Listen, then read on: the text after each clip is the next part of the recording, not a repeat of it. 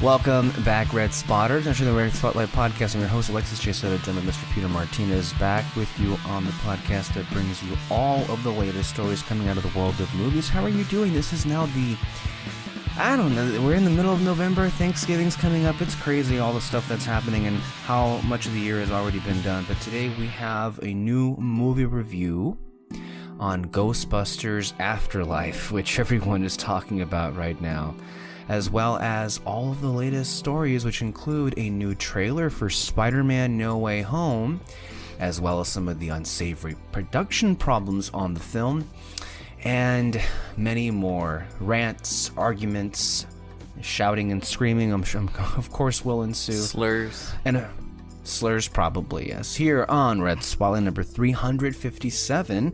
So, without any further ado, Peter, it struck me that you were, for a change, enthusiastic about what we saw this week, that you actually prepared something. So I'm quite curious to hear what you have. Oh, for what we watched. Well, so you didn't see shit then, right? It was only like maybe one thing I saw, but not really though. If you'd like, I can go ahead and get that out of the way with. Yeah. So here's the thing, and this may come back up later on when we're discussing Eternals again, because you did see it a second time, and I want to discuss it one more time before we move off it completely. You watched it a fifth time? No. Oh, no, you watched Shang-Chi. Okay. Shang-Chi and the Legend of the Ten Rings, I attempted to see a second time. Oh, no. Here's the thing. So, because it dropped on Disney Plus over the last weekend when Disney... Yeah, sure. like it did anything. I don't care about that crap. I mean, yeah, the screen was a little bit more fuller. Okay, fine. Little bit more image, I guess. I had only seen it the one time in theaters, and I remember being very positive on it. Like, even though acknowledging the issues, like, you know, as most Marvel movies, there's a sway about them that when you're walking out of them, it's like, man, that was so enjoyable. That was such a nice time. But I had said in our discussion with Eternals how it's not come up in my mind whatsoever. It's just like my mind just dumped it out. And so I wanted to watch it again to give it its fair due, and I couldn't get through it. I couldn't get through it in one sitting. Now I can't. I don't know if I don't know if I'm to blame it on the film entirely because, but I'm not gonna lie. Like, I think it was 3 or 4 different times I tried to get through it, and I stopped at several moments where I've just lost interest. Like, okay, I'm not in the mood to watch this anymore. Let's get something else, and I'll put YouTube on or whatever.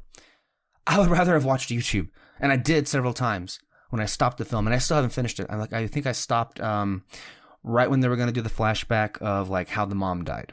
Oh yeah, which one? The the one when they're already in Tao. Oh, okay. So this came this would come before Shang would be of the mind where I'm gonna kill my dad. You know, my dad. Yeah, basically. And like, I'm not, and I won't say it's bad because it's not. I lost interest each and every time. There's a lot of good in Shang-Chi. It just feels so light to me. And like, this sounds worse than I think I intend. It feels a little meaningless.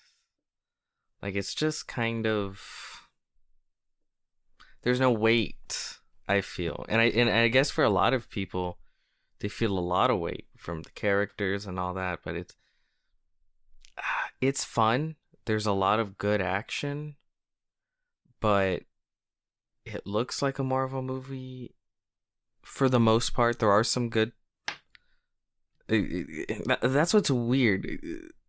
It kind of reminds me of Spider-Man Far From Home, where it's like, this is just kind of a Marvel movie, although Shang-Chi has better action. But then a scene happens, it's like, oh, this is good. Like, that Mysterio scene, it's like, ooh, I perked up in the theater. I was like, and then it ended, and then I went back to sleep. And then here, I feel like it's that scene with the parents when they first meet. Which one? Oh, that was one of the best scenes in any Marvel movie, period. Yeah, because it's so beautiful. The music's good. It's good action. There's a lot of really well done, fun, romantic character stuff. Like it's like if I could extrapolate this feeling, like what this is going, like good camera movements, like following them. But it's like, okay, you had that one scene to be interesting, and now the rest is kind of like more standard Marvel stuff. And again, a lot of it is good. The action, all that. It just feels very weightless to me, if that means anything. Yeah, that's basically how I felt. So, I just, not me being once again screaming at the world for, what they deem worthy and not, but like how everybody went crazy over this movie. Yeah, I understood it kind of when it released, and to an extent, sure, I still do, but even now it's like, wow, I guess this movie just kind of lost me completely. So yeah, it sucks when that happens. I know, and like I did say at the end of the review, like about 2 months ago, like, hey, kind of unfortunately having the expectation that on some level this could happen. Not that it might happen, but it did, but that it could happen. Like, well, ask me again how I feel about it, in a month from now. And I guess now we know. Yeah. And yeah. I guess that check never cleared. Guess it bounced. No, not at all. Yeah, no. The only other thing I saw this week, which was far more interesting, was this really wonderful video essay. I need to look up who it was by. The one you sent me? Yeah, it was a wonderful analysis. Analyzation? What did you say? Analysis. Yeah, analysis. How but how Kyle says it. It's a great. Analrapist. It's a great analysis of how the politics of Star Wars works. First of all, it's like I think almost a 2-hour video essay, and it's like it once again dispels the notion, because it also includes clips of Lucas, and like the original inspiration for Star Wars came from like the politics of that time. It dispels the notion almost immediately, as you and I have been doing for years, about how people say they don't want politics in Star Wars, which is bullshit, because the whole thing was political from the very beginning. So there's that. But it's a great overview of how the politics in particular of the prequels, and what basically explaining what George Lucas was attempting to convey but failed so miserably to do in the execution of those politics. And like by the end of it kind of became less of a Star Wars thing and more of a like a case study of how democracies fall. Like ours is currently crumbling right now. Yeah. So I think it was a nice preview of what will happen in a couple of years from now. So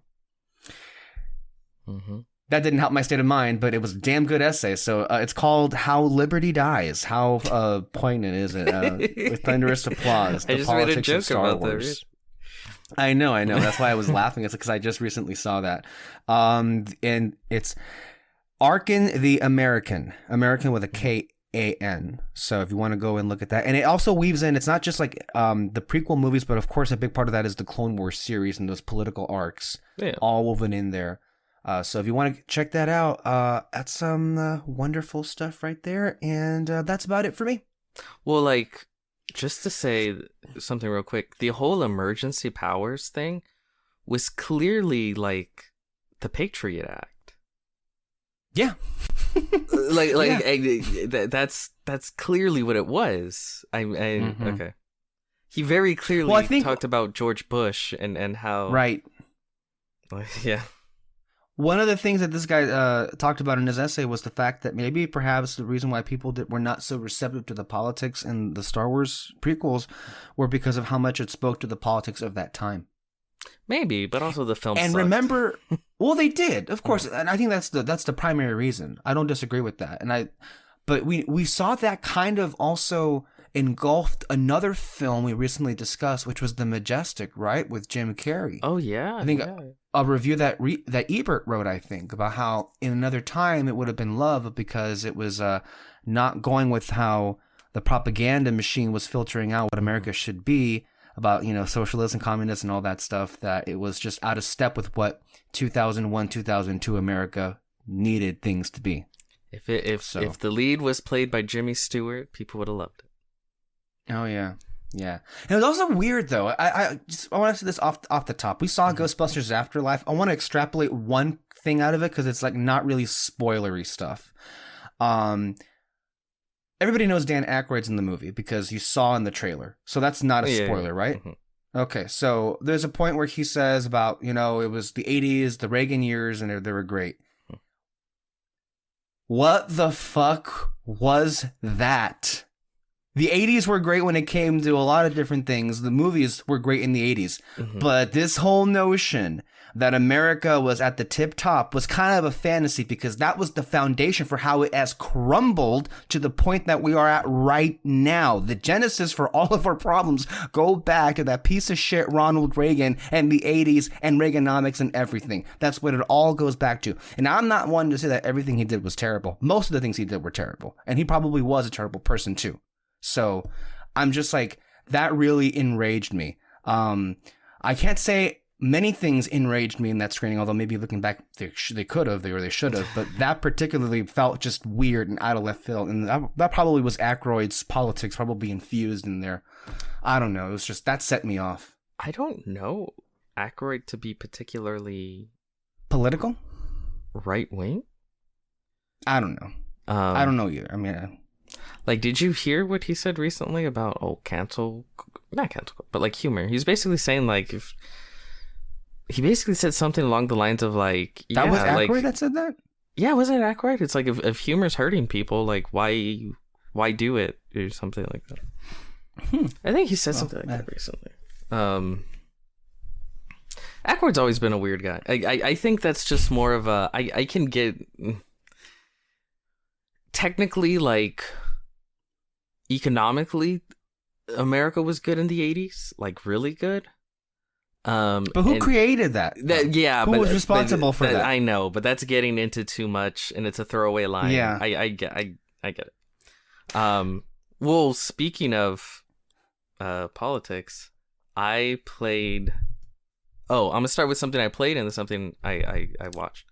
I played. Yes, because according to video games are movies now, and their TV shows and their books are all the same. That's a preview of what's to come later on. Go ahead. Okay. Yeah. BioShock. I played BioShock, the original game, for the first time. Do you have any idea what BioShock is? What's a video game? That's right. How little I know about video games. Yeah. Okay, BioShock. To remind you. Yeah. BioShock is a really awesome game. It is a science fiction horror game. Shooter. You shoot things in the game. They came out back when I couldn't buy those games. Right. It's called BioShock, but what I really love about the game is the setting and the story. And I was because I got the remastered version, so it's like they have a bunch of interviews with the people that made it because it's like a classic game now, and like the original guys that made it, they talk about how central to the game is, well, I'll tell you how it starts because it has one of the best openings I've ever seen in a video game. You play a nameless character, you crash land from a plane. You wake up in the ocean, there's debris everywhere, and you swim to a nearby lighthouse. And you walk into the lighthouse, the lights turn on, and it's a massive statue of a head, like this individual, and it says, "No kings, no gods, only man." And that gives you a first taste of like what this is, and you sort of walk around it, and there's like a little submarine. And the year is 1960. So you get into the submarine and you start to go down, down, down, down, down, down, and then a little old-fashioned video starts playing, like a 1950s newsreel, like, and it's an industrialist called Andrew Ryan, and he talks about like, does a man not deserve the sweat off his brow? No, says the man in Washington, it belongs to the poor. No, says the Vatican, it belongs to God. No, says the man in Moscow, it belongs to everyone. says, but I chose something different. I chose the impossible. And then like the screen turns away and it comes up and you see an underground city. And that's where the story takes place. And what it's basically about is Andrew Ryan is basically Ayn Rand. And he's like this ultra collectivist, basically like super capitalist who wanted to create this Ayn Rand utopia away from God, away from countries, away from everything. So he built a city at the bottom of the ocean, and he invited all who partake in his beliefs with him. And when you arrive at the bottom, everyone is dead and everything's fucked. Hard to believe, right? Yeah. So you play through the game exploring the city of Rapture, this underground city, and it's beautifully realized. And it's creepy and it's scary because there's a lot of lore to it, and you find a lot of audio files of like what exactly went wrong, and the riots of, and then the uprising of the New Year's of 1959, and like everything, right? And it's such a well done game and such like a wonderfully told story. It's a tad political. Sounds that way, if you can believe. And I actually think Peter Jackson was gonna direct a film adaptation back in the 2000s. And I think it was like sometime around like Hellboy 2. And aesthetically, it actually kind of reminds me a lot of Guillermo del Toro. But that would have been great. I would have loved to see it. Right. Because it's a great story that I think you would love, but not in a video game. You'll never know. Like, it's not. But I played through it. I really enjoyed it. And I'm going to start playing the sequel, BioShock. Well, there's a sequel, BioShock 2, but then there's a more, what more people consider to be like the real sequel, BioShock Infinite, which seems to take place in a city in the sky instead of underground. And it seems to be people, basically the modern Republican Party, where they like worship the founding fathers as deities. And there's like American flag paraphernalia everywhere in heaven, and like the leader is viewed as a prophet. And yeah, they're good games. They're really good, gameplay wise too, really fun. And then I saw a show, and the reason why I want to talk to you about it, because I want to recommend it to you, and I want you to watch it because I really think you'd like it, because it's animation and it's a TV show and it's everything up your alley in that way. What's the name of it? It is called Arcane. Oh, okay. Yeah, Yes. I've been watching some trailers about this. I wasn't sure what this was. I don't know if it was a game. It looked like a game. Yes, to me. it's a game. No. It's based off a game called League of Legends. Yeah. I want to be very clear. I have never played that game. I know literally nothing about that game. I went into the show that didn't... You don't need to know shit about the game. I will never play that game. You don't have to. Well, you know what? It just so happens I need something to watch, so I may just go ahead and give this a whirl. Give it a watch. It's really good. It hooks you in quickly, and it's next level animation storytelling. Animation wise, it's beautiful. Story wise, it's really good. There's a lot of really good characters. It's an ensemble, right? Like when I saw the first episode, I was surprised. Like, damn, there's like a lot of characters they're kind of setting up. But then as the season goes on, you see the way that they start to interconnect, and you're like, oh shit, like this is going that way, and this and that. And it's really good. It's really well done, and shots fired. It does make me go like, fuck, like this. why can't we get this kind of shit for Star Wars? Why can't you get this kind of shit for like Marvel? Or maybe this kind of shit can't exist. The fact that it's away from the big studios like that is the reason why it can exist. Real quick question. Mm-hmm. Is the entire season already up? Yes. It actually, it's weird. They dumped it in like three dumps. Right. Three batches of episodes every week. Yeah. But I think the final batch, I haven't finished watching it, but from what I've heard, the final batch has been dumped. How many episodes in total? Like 10? That's good. Or 9? Because I've watched up to 6, and I think that was the first 2 batches. So it's like 9 or 10. But yeah. That's interesting. Okay. Yeah. All right. I think you sold me.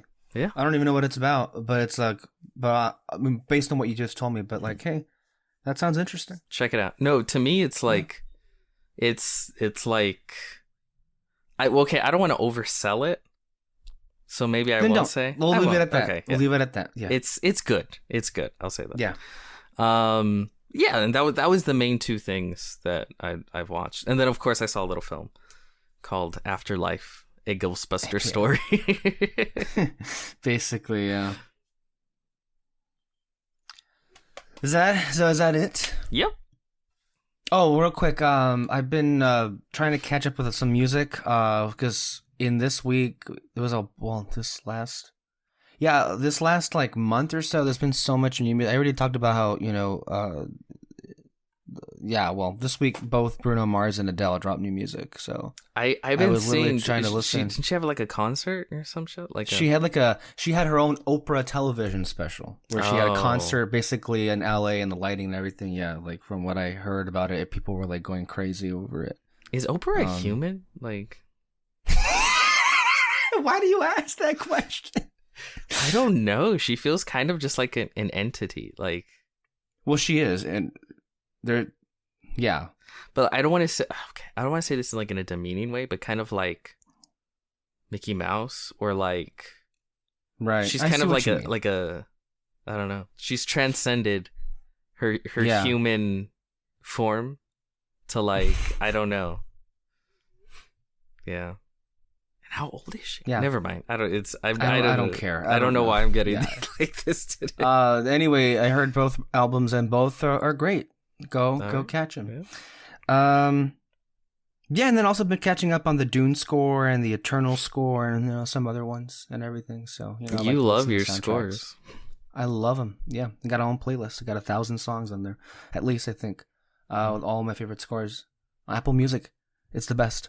Anyway, let's go on to something else here. I was surprised because usually you don't bother to listen to any shows that you're not on or at all. Period. I should say that. That's not true. You do. I don't know. I watch quite a bit. I don't know. I listen. Really? Yeah. Okay. I need to know who's shit talking me. Sure. Yeah. So last week, we did a reading of all the MCU lists. By the way, Alexis has yet to arrange hers. She's having quite the difficult time making up her mind about like what the ordering would be. Who is she, me? She used to step it up. I know, right? Like, it's because I think all of us had a template of a list already, so it was easy. Oh yeah, I kind of did my list. Well, it was an update. I just added like 4 movies. Yeah, so it already existed, right? But yeah, she's having a hard time, and I don't know when. I still don't think it's ready. So yeah, I don't think she hardly ever makes lists.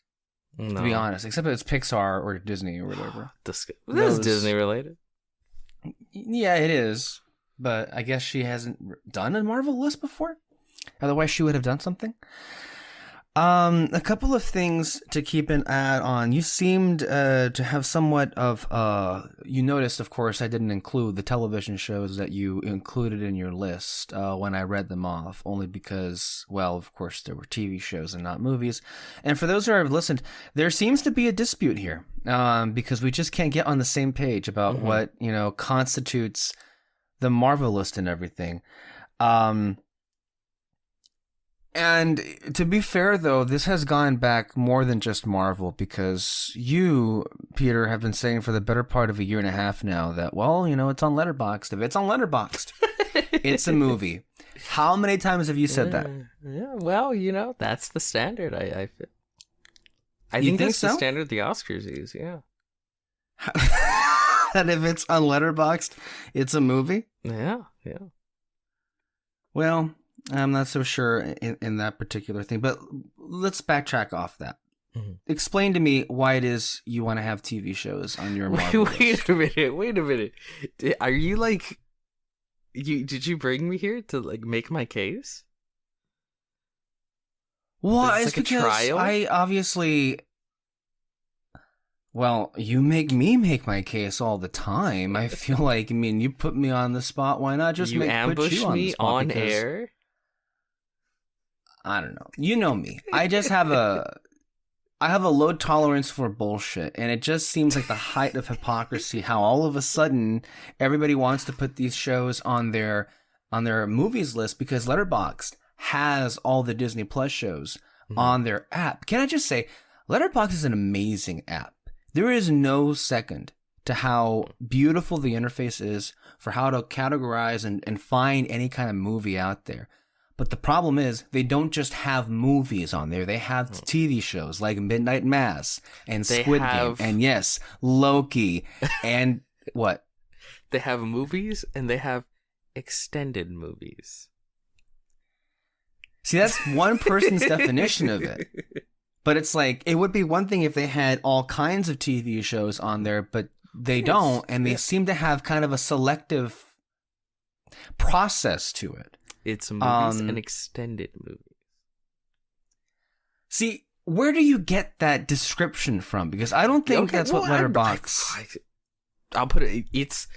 They include the quote-unquote, I'm doing the air quotes, television shows that act like a film. Just... like 8 hours. But they're not. You just said they're not, though. That's why I gave the colloquial term extended films. I'm gonna get that started. Okay, in this context, you're saying this, but in every other conversation we have, you treat them as if they were films, and you include them in a list of other movies. More often than not, the people behind these projects as well view them in that way. Who cares? Well, I don't. Artist intent doesn't matter now. Who cares how they view them as? Okay. You can still call something a movie, and you can still call something a series. There is a distinct difference. Those rules still apply. Why do you think we have two different award shows that are called Oscars and Emmys? One's for movies, one's for TV. They're not the same. Martin Scorsese will tell you. Quentin Tarantino just went on a rant on The Late Show the other week about how TV ain't cinema. It ain't the same thing. I will say what I said last time. I think this is a generational divide. What? Younger generations. You're born 96, I was born 95. There ain't no generational difference. We went to high school together. There's about a year that separates us. That's so know. I understand if you're an older person and you're more used to more rigid definitions. Young people, they're a lot more fluid with their definitions. Did you catch Quentin Tarantino? What he said the other week about how the fact that TV is... Let me just say, I wasn't overall happy with what he said, though. I agree with what he said about how special the cinematic experience is. Oh, yeah. The collective experience of going to the movies and everything. I don't know if I would qualify, watching something TV as a throwaway, disposable experience. Mm-hmm. That seems a bit too far. I think that's I just think I think even he would agree, maybe he used the wrong words. It's not that the at home is disposable, it's just that in the theaters it's special. That's and I agree with that. I think that's more what he was getting at, because even he admitted, like, some of my favorite films I've ever seen of all time I saw on a TV first. Like, that's where I fell in love with. So, like, if he admits that, I don't think he's saying, like, oh, it was a disposable experience to see my favorite film for the first time. I think because he clearly said it wasn't for him. Yeah, I just think it's like it's special. Like it's just special. It's and I mean, yeah. It's like if I don't know. The eating, I guess it's like saying, let's say you eat Mickey ice cream, right? Eating it at home tastes good, right? Tastes the same. Eating it at Disneyland, now it's an experience, right? Yeah. I just think it's that mentality. Do you have a favorite snack at Disneyland? I don't go to Disneyland. You don't even like Disneyland. Yeah. Well, the thing is, it's a fucking labyrinth. There's so many goddamn rides. It's so congested. Not if you go with the right people. Shout out to the Fantasy Fair. This is the thing, right? You goddamn millennials have literally. You need Disney fucking experts to guide you through. Millennials? We were born in '95. What, like? Listen, until you stop getting affected by it, I'm gonna keep doing it because it's very funny to me. But it's just a kind of a ridiculous statement to make. You were born in the next year. It's still okay. What you need to understand is, it's funny. Okay, that's all I need to know. All right. I just sent you something on Messenger because, as a matter of fact, I wanted to know what was the official word. So, guess who contacted Letterboxd? And I had somebody reach back to me about this whole dispute. Are you kidding me? I'm not kidding you. I'm not kidding you. I warned you I was a petty bitch. I warned you I was. Everybody shouldn't be surprised by that. This is ridiculous. Fake news. This is the fucking. Do you see this? Do you see this? Oh my god! No, the media monster here, trying to get me in gotcha journalism. Like, this is ridiculous. Ridiculous. Well, no, I mean, I just sent you the screenshot of what they said to me, and I'll gladly read it for you because I had questions of this. Okay, you know what? Fine. Read it. Their Twitter PR people came back to me and they said, our current policy is that we allow limited and miniseries, with very few exceptions. Returning TV shows are a future possibility. And they did say to me that more TV is under consideration for a future update. So that is, at the moment, it leaves the door open for every TV show to be introduced on the app. Okay, and I am so curious to hear about how you're going to change some lists around once they start appearing on Letterboxd, because somebody was saying for years and years and years that if it's on Letterboxd, that means it's a movie and that means it counts and everything. Okay, well, so you know what? I can't wait to hear what the excuse will be. You know what, Judge Judy? I am going to get like Kyle Rittenhouse and get away scot-free because... Oh my god, that's too soon. That's too soon. Oh my god. Because if you read what you just said, right, it is exactly. I knew you were gonna twist this. But go ahead. It is exactly the same. Oh, and this is the fucking bullshit. I knew you. Okay, you know what? You knew what? No, you knew what? You know what? Let's continue. This is everything. Before you try to throw this gotcha out at me. Lines up perfectly with everything I said before. I said they include films and the colloquial term extended films.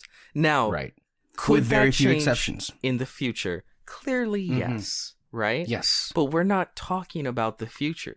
We're talking about the here and also the now. And back to what they were saying there. So what I find curious about this is that they have a distinction between returning TV shows and miniseries and limited series. But there's also questions to that, because if I'm not mistaken, both Squid Game and Loki that are currently on Letterboxd are going to have a season 2. Well, okay, here we go. Here we go. And you're not going to like this answer, But here we go. Okay, well, I'm never gonna like an Sure, answer sure, on this because okay. I feel like you're never ever gonna no. Because you are very bad faith, sir. That is why. Well, bad faith. Yes. Bad faith. You've been saying for over a year and a half that, well, if it's on Letterboxd, it's a film, and now here you're saying, well, it turns out, that's not what I meant after all. Film and extended film. Mm-hmm. Okay. This is it just so happened that before I read that was the only instance you've bothered to make that particular clarification. I admit might you have gotten some warning about this? Because I don't know. I admit it's a colloquial term that I have invented. So yes, I have not used it before, but the point stands from now until the past forever. If you look up Stranger Things, it will have Stranger Things, Stranger Things 2, and Stranger Things 3. So what you think is that they're going to have Loki 2 and Squid Game 2? But that's the Stranger Things only. It's because they call every season Stranger Things 2. But that's another reason, though. They literally admit that they're like films. But it isn't, because films are in this 2-3 hour medium. What other TV? It's a TV show. Okay, it's won Emmy Awards. I don't know what you're saying. What other TV show says I don't want to throw this out there, but like when Agents of S.H.I.E.L.D. came back for a second season, they didn't call it Agents of S.H.I.E.L.D. 2. Yeah, like most TV shows. Because there are TV shows. Yes, of course. But just because you call yourself as if you were a movie doesn't make that you a movie. It doesn't make you that. Extended film. You may want to view yourself as that, but it doesn't mean that you are. For your viewing pleasure. Okay? Right. This is what a film binge is. All right? I mean, I can call myself a millionaire, but doesn't mean that I am. Like, sure, what does it mean if you call yourself... have to do with anything going on, okay? I'll tell you why. I'll tell you why. Just because you call yourself a movie doesn't mean you are. Again, that's what I'm saying. Boomer mentality. What I'm saying is... You see, that's an example of you just throwing it... You pulled that out of your ass. You know, if the ass fits. What I'm saying is... What I am saying is... Let's say I got 15 plates of food. And you would say that is 15 individual plates of food.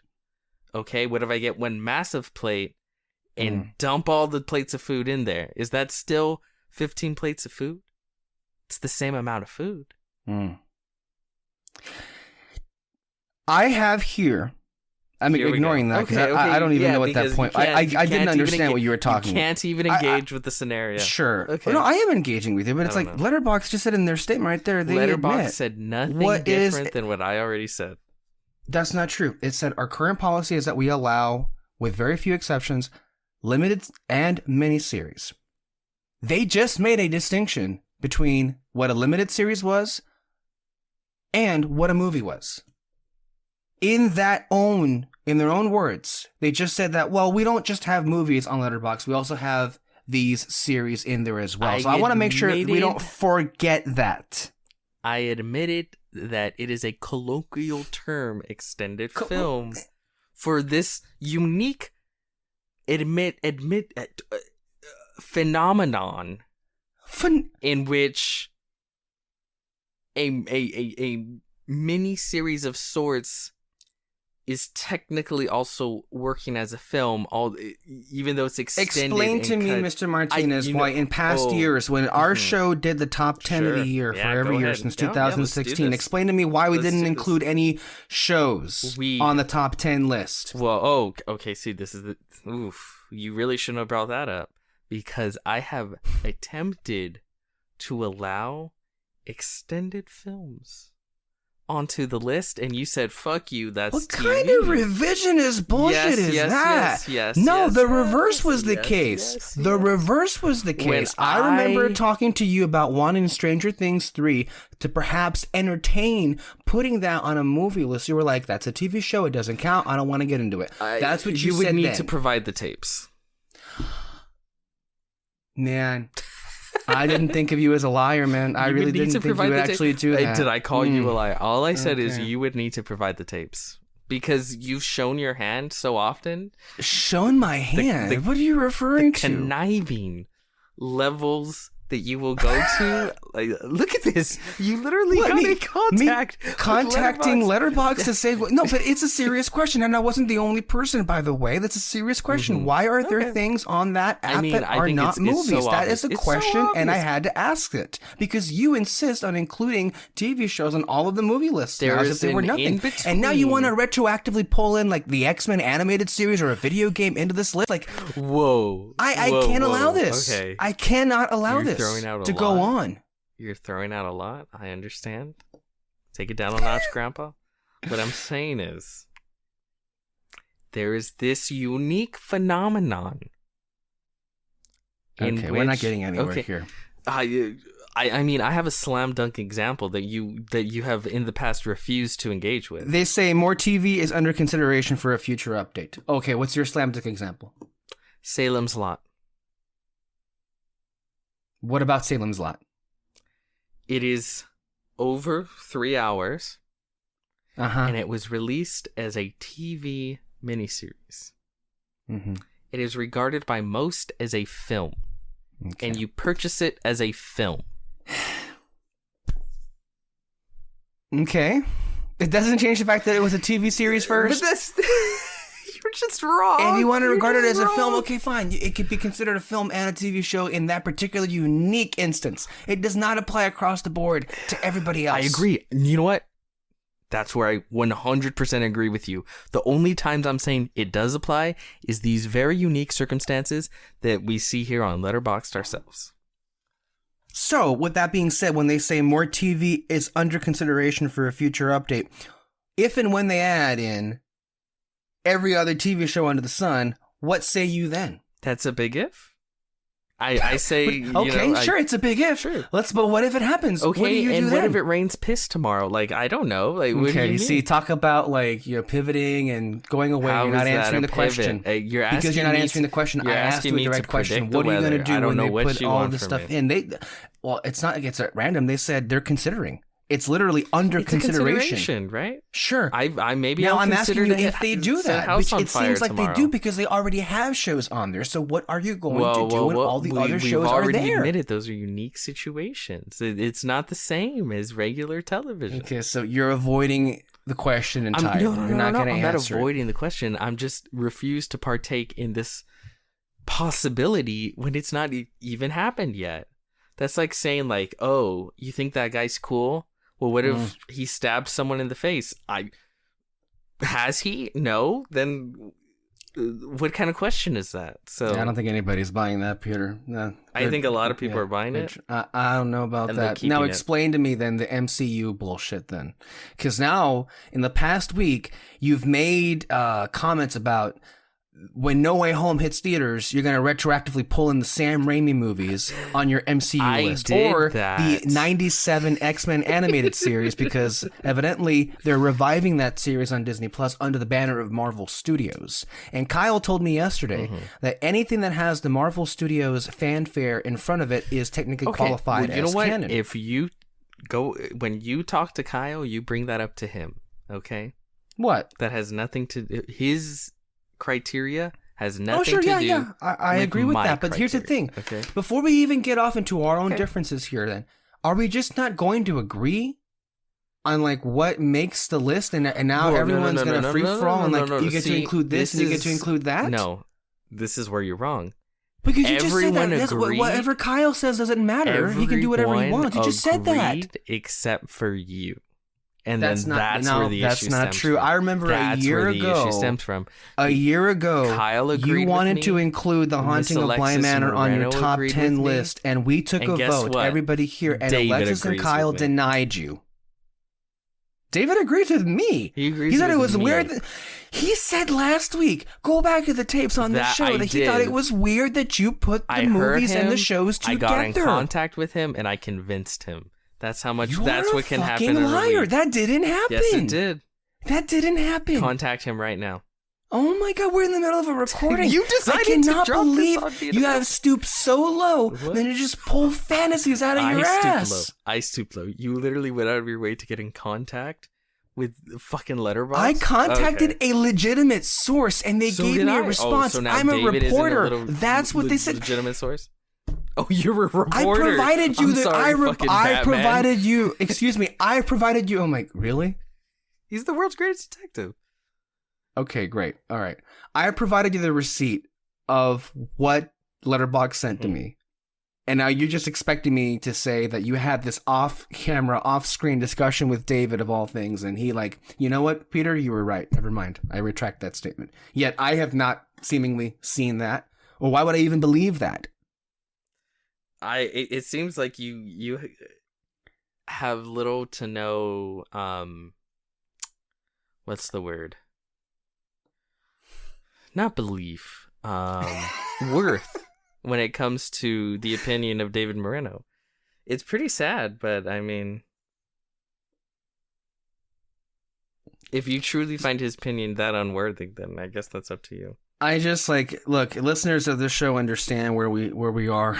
I think they know where we stand on things, and Peter currently has just made things up one after the other. I just, because you have no evidence that I've met. None of it tracks. It fits you have perfectly. No evidence of the things that you say. You have no evidence that David agrees with you. Perfectly. You have no evidence. Bring David on right now. Why does the burden fall on me? The burden of proof falls on you who made the claim. You who just decided to have a fucking snap trial here. You as the judge, jury, and executioner. No, fuck this. Okay, so you refuse to cooperate is what you're saying here, and now you're just making things up because none of this means anything. I refuse to engage with gotcha journalism. That's what this I refuse. This is not gotcha. Oh my god, just because I brought up relevant information and because I have an official statement from your precious letterbox completely denouncing what you've said the last year and a half. What? It aligns perfectly with everything I'd said up to this point. Yes, it does. It does not. Yes, it does. Wow. Yeah, you see, I knew this was going to happen. So explain to me then, you're saying that you have the one-size-fits-all parameters for how one should construct 100%. an MCU list. 100%. And what parameters are that? If it affects and is affected by the overall MCU story. How does Sam Raimi's movies do that? That was a joke. I was trying to kick you while you were down. Okay, so now you're saying that was a joke. I was trying to kick you when you were down. That's all I... Okay, so what does that say about you? That I'm a great friend. Yeah, clearly, because that's what it felt like. You were trying to kick me when I was down. Other friends would walk away. I came back and I kicked you. That provided warmth. You're welcome. Uh-huh. Yeah. Because seriously, Alexis had a question about can I include the X-Men films, and you said... No. No. You didn't say no. Yeah. You didn't say no. Because it does not fit into the parameters I just stated. No, you said you didn't say no to that request. No, I did say no. Did you? Yes, I did. Go back. Oh. Go back. Yeah, the evidence is there. Go back. Apparently, you have all this other info, but you don't have the fucking messages from a few days ago, but okay. Mm-hmm. So the thing is, like... highly convenient on your part. If it plays into the overall story of the MCU. But that's different than what Kyle said. And is Kyle said if it has a Marvel Studios logo for it. Yeah, and guess what? I questioned it on him. I said, no, Kyle, no. Mm-mm. What are you talking about? I had this discussion yesterday here, and he just said it to my face. See, this is the thing. This is what you do. If you had allowed me to gather evidence, I could be dropping fucking truth bombs on you so hard. But no, you decide to have a fucking What kind of an argument is that? If you had given me more time, I could have been ready to combat what you were saying. Yes. No. Well, I mean, if you had given, what was there more to say? What was there more to say when you just openly admitted that you say things just for the purpose of making me feel bad? Are you putting things in my mouth? When did I ever say that I say things just because?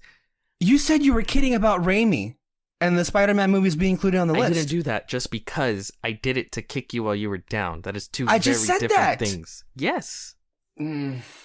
But I admitted to it. That's the difference. So here's the thing. Kyle explained to me, at least how he views it is, if, like, for example, at what point would you consider, because, okay, but this is a serious question because now I'm confused. Mm-hmm. I understand that, now you're saying that the Raimi stuff was a joke. Yes. What about Daredevil and the Marvel Netflix shows? Well, if they are the same characters, right? Which is a big if. I don't know the answer to that question. I don't just know yet. either. But it's. I mean, if it looks like a duck and walks like a duck and quacks like a duck, it's probably a duck. Then, yes, I would consider them.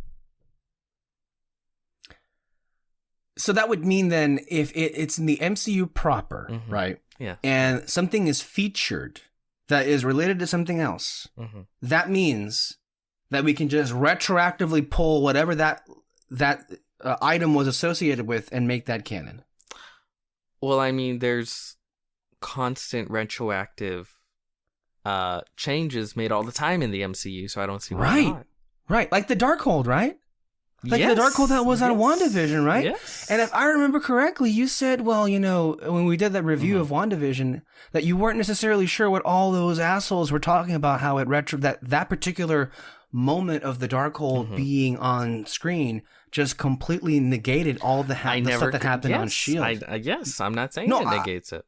I'm accurately stating what you said here. Yes, I remember that. Okay, so could not one argue that because that book was on WandaVision, which is confirmed canon, by that same logic, which Daredevil would be on there. No. Oh, I love how it never 1 second benefits what I would like to retroactively pull in then, right?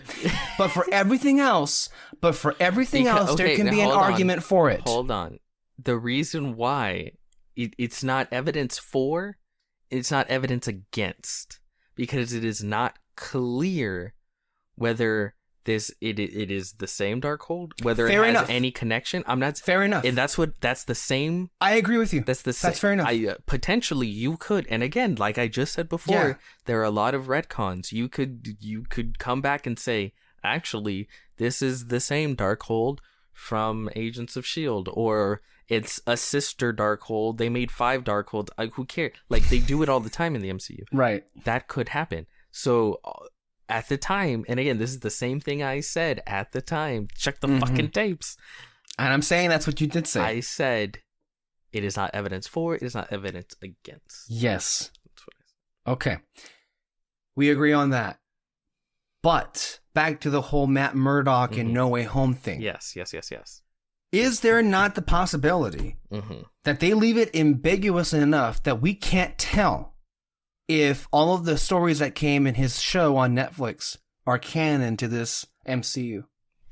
But it's literally the guy. It is, but that doesn't mean it's the same version. Because look, and here's the thing. And then curiously, this is an off. Well, thing, okay, but no. I'll say this. Even if they never explicitly stated within WandaVision that it was the same Darkhold, visually it had looked like the same Darkhold. That would have been enough for me to say. That would have been confirmation enough. That would have been That's confirmation enough. So I take that same tact with Daredevil. But in a recent podcast, when I asked you about what a soft reboot would mean for this version of Matt Murdock with the same actors playing it, is they may act a little different. They may be a little different. But they're the same characters. That's what I said. But not the exact same version from the shows on Netflix. Well, let me ask you. If that happened with Agents of S.H.I.E.L.D., would you accept it? I'm glad somebody asked me that question, because I've been waiting for someone to ask me that question, but nobody nobody cared enough to ask that question, because I feel like another example of what I'm such an amazing friend. Go on. Thank you. But it's like I feel like we all resigned ourselves to like, oh, that's just not going to happen. Why even bother having the conversation? I don't know. I don't believe you. No, seriously, no. Seriously, I don't believe you. Ask the question again. I want to be as clear as possible. What's the question here exactly? Do you like Agents of S.H.I.E.L.D.? What kind of a question is that? Of course. There's a poster behind it. I thought you were going to say, I don't know. If Daisy Johnson played by that actress showed up as Quake, just like, right, I'm a regular old Agents of S.H.I.E.L.D., I'm Quake, She doesn't talk about any past adventures, but it's pretty clear she's been Quake for a while. She's gone on other adventures. Again, nothing explicit about the past, but like it even though it's never said, you can basically roll in and be like, okay, here she is. Would you accept that? I would have a hard time, honestly, because part of me would say okay. No, seriously, I would have now. This is my genuine answer, because if they talk about things that contradict what happened in the series, that would bother me to an extent. It would? The same way it bothers Kyle but that the fourth season of Daredevil that he really wanted, you're never going to see that. Just because it bothers you doesn't mean you wouldn't accept it. For instance, I agree with you, which acknowledge there's a lot of retconning in the MCU. There just is. But we accept it as canon. It doesn't matter that there's retcons here or there, we still accept it. I'm not asking if shit would bother you that they retcon things here and there. Would you accept that, like, okay, this... And the reason why I brought up the stuff that bothered me about it was because I would have a hard time accepting it. I would have a hard time, like, thinking, okay, so you brought back the characters, but whatever came before didn't mean anything again. And I don't know, it almost feels like a backhanded compliment in a way. That's just my honest opinion of it. But, I mean, I guess I would have to say... This. Okay. No, but, okay, I'm going to answer your question. Okay, go ahead. But I guess if I had to... You're pushing me up against the wall here, then I have to say yes, I guess. Because I guess, like, you're saying then...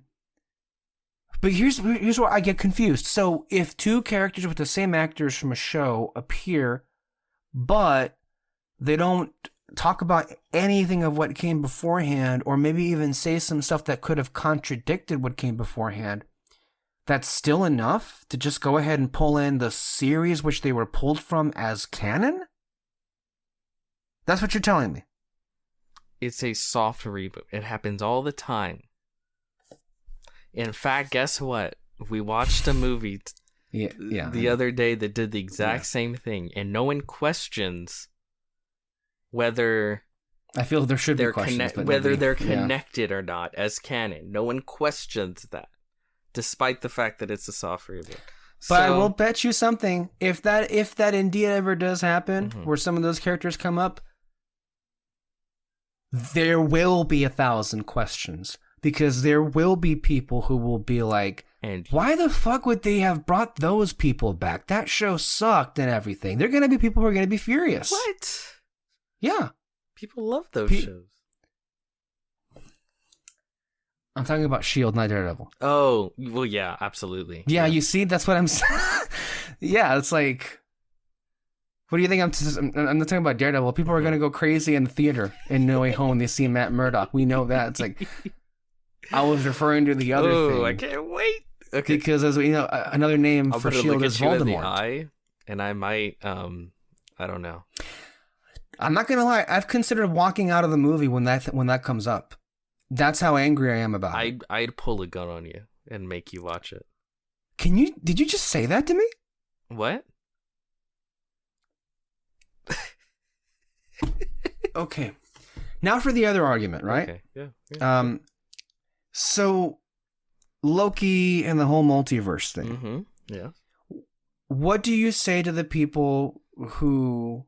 And I'm not saying that I say this. You do, but what do you say to the people... What do you say to the people who say that just because the multiverse was ripped open, that means, oh, everything's canon now. We can make whatever we want canon. I think you can pull characters from other places and other worlds. I don't know if that necessarily makes it canon. Okay, because I was confused. I was under the impression that, like with No Way Home, for example, all those villains, I was under the impression those were the exact same versions as the Raimi movies. But now, from what I've heard, a lot of reaction to the trailers, we're not so sure. They may look the same, they may sound the same, but they may not be the same.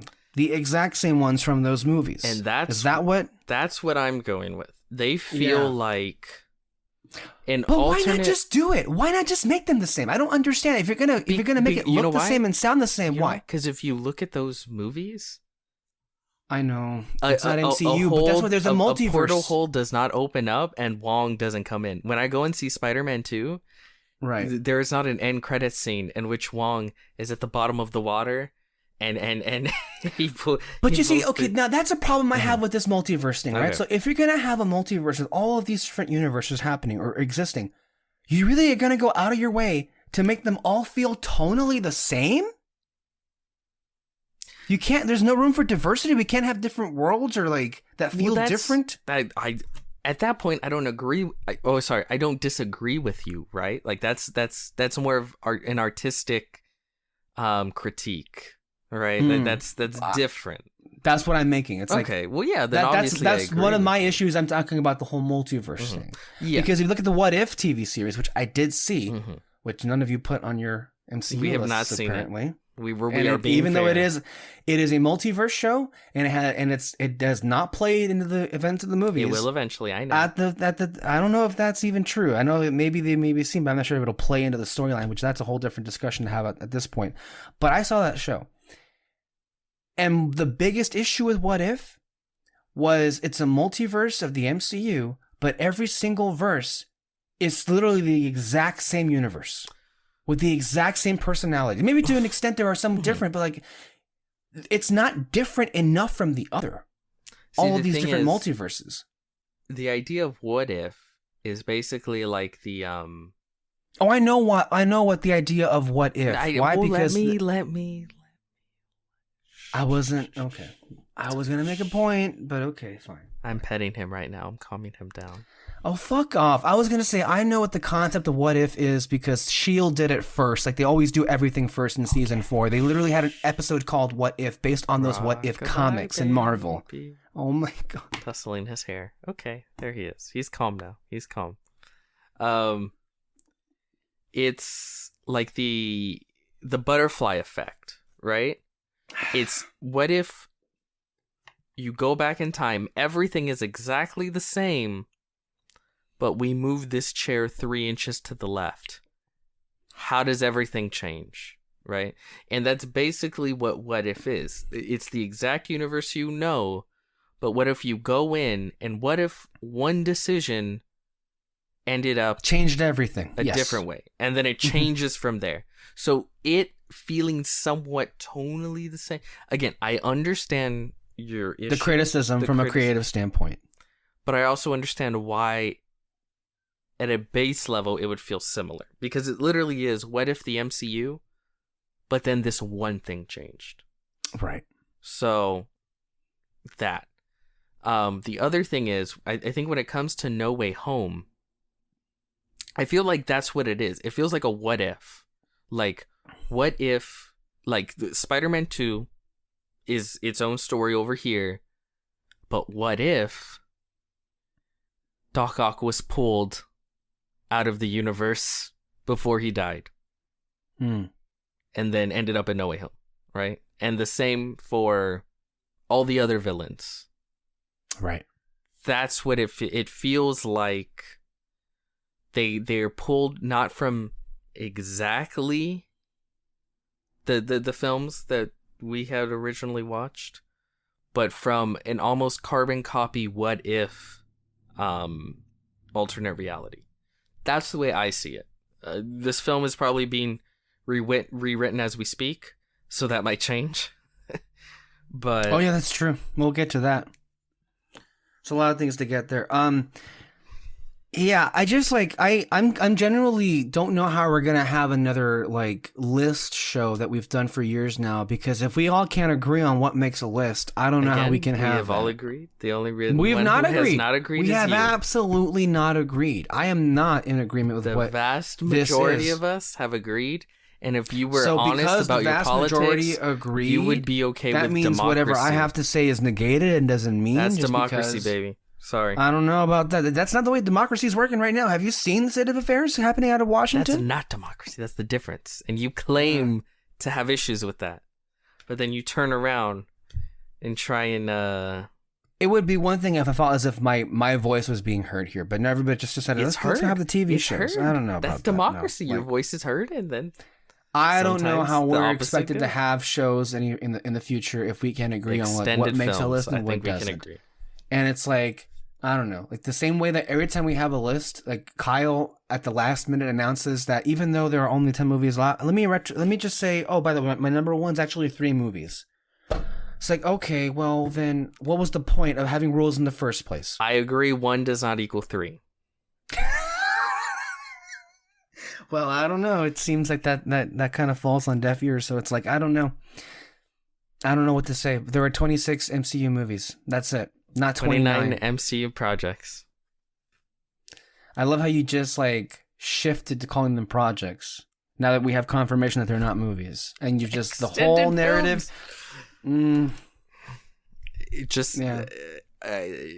Take as the children these days say, take the L and move on. But again, you didn't answer my question because. Okay, here's the thing. Okay, all of the Marvel Entertainment TV shows. Yes. If they're put on Letterboxd tomorrow, do you add them into the MCU list? No. Even Daredevil? Even Daredevil. After you've seen No Way Home? Well, similarly, when we get there, we'll get there. Yeah. I have a feeling a certain somebody's going to get screwed over and left in the cold once again. Because that seems to be the recurring joke here. That's just the joke of its legacy. It's just the thing that everybody forgot. I started a joke. Anyway, let's go on to something else because we've spent way too much time on this. Once again, box office. So I'm sure Kyle will be happy about this, and I am to an extent as well. No Time to Die has topped F9 to become the highest grossing film of 2021 that has come out of the Hollywood circuit of the film industry with $733 million worldwide. For those who are not aware, in the pandemic era, $700 million is the equivalent of $1 billion, basically, to what it would be like before. And that honestly feels, and I think we discussed this, Peter, off screen, like the shock of the century. Who would have pegged that? Yeah, I'm surprised that this is the film that really... It topped Fast and Furious. Yeah. I mean, it's going to be utterly destroyed by Spider-Man coming home. But yeah, I'm surprised it topped Furious. I thought Furious 17 was going to keep its title until... For the whole year, Spider-Man. Into Spider-Man, but no, well, that's neat. A lot of other countries really love James Bond. And I think generally speaking, I feel the quality definitely helps. People have responded really positively to the movie. I really enjoyed it. Yeah. It's one of my favorites of the year. That's not a statement I would have said before the fact. Now with Eternals has this week topped $300 million worldwide. It is currently estimated to have a final cumulative gross of between $425 and $440 million worldwide. If that happens, it would come in ahead of Black Widow's $371 million gross and would be on par with Shang-Chi's $430 million gross. A couple of asterisks here. The reason why those numbers are so low is because all 3 films were denied entry at the port of China, which is probably the second biggest market behind the domestic box office. What's up? That's crazy. China's just are they blacklisting Marvel or what? Yeah, they're just going full communist. I think Spider-Man's finally going to be allowed. You can't stop the spider, I guess. Have they said yes to Spider-Man? I heard that they're gonna. I think they should, release. But it hasn't been officially. I think too many people like Spider-Man. Yeah, but I don't know. Maybe it ain't just the Chinese officials, but there seems to be something changing, or at least a shift in Chinese audiences, because F9 did a lot for that market, as it always does with that particular franchise. But No Time to Die and Dune, it didn't do anything in China. So it's just not a great year for Hollywood in general for the few films that were allowed in at China. Yeah. Something's happening over there. They're getting more invested in their own blockbusters, in their own film. Good for them. Yeah. So that's why the figures are so low here. A couple of other asterisks to make sure is, even though Eternals may have around the same gross as Shang-Chi, Eternals did have a significantly higher budget than Shang-Chi. Oof. So that is a Okay. difference there. Also, Black Widow on the lower end of things with 371, but I forget, was it 60 some million dollars it made through the Disney Plus Premier Access thing? Or was it 20 to... I don't remember what the actual number of it was. I couldn't look it up myself, but more or less they're kind of in similar territory. But if Eternals manages to end up tying Shang-Chi or maybe barely topping it, that would be one of the few things it can have for itself where it isn't the lowest Marvel something. I just want to make sure it because it's at this point it won't have that because it will exceed Black Widow. So there is that. A couple of things to note here is, based on a recent report, it's kind of free-falling here in the States, which doesn't surprise me, of course. Here we are again. But Is it doing that bad? it's not doing that bad. It did great for a hold in the first, I think, 2 weeks, because the second week it dropped only 61%. That was a really good holdover. So I think it did all of its business basically in the first 2 weeks. Now it's just kind of done. It's not getting much of a repeat play. Where it is getting a lot of repeat play, or at least it's still making money, is overseas. The international market is definitely pulling up the ringer when it comes to Eternals, or at least pulling up the rear. So this is actually one of the few movies where, with Marvel Studios, the international market, that doesn't include China obviously, is going to make up the bulk of this gross. That's interesting. Mm-hmm. It also, I think, speaks to that international audiences have seemingly responded more to the movie than domestic audiences. Yeah, that's true. You know, Americans, they love their man spiders.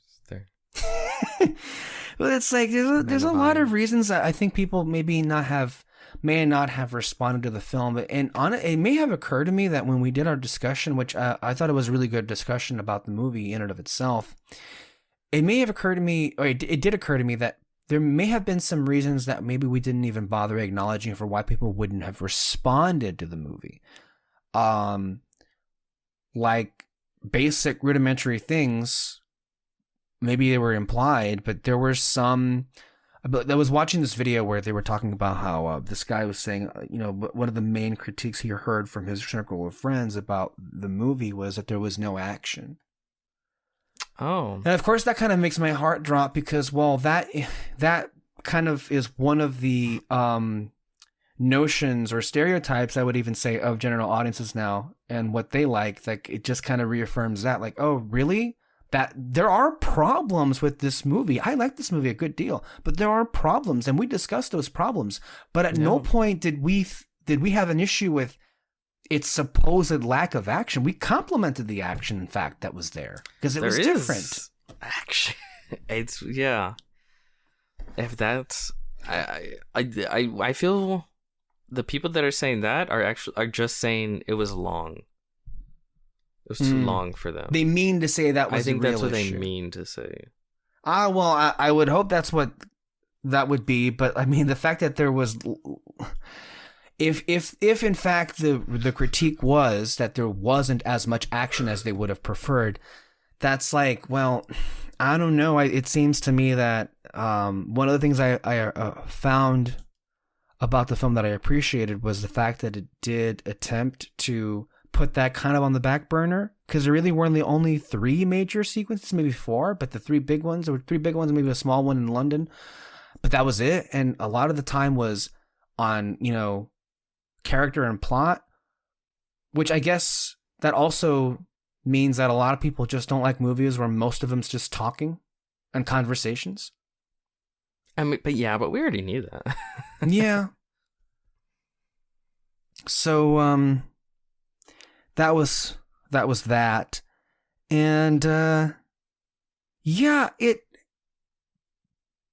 don't know, I was really listening to a lot of conversations and podcasts, from people who I follow, what they think of it, and some, I think the majority of the people that I listen to, and this would pertain to critics in this circuit, would be that for the ones that didn't hate it, they liked it fine.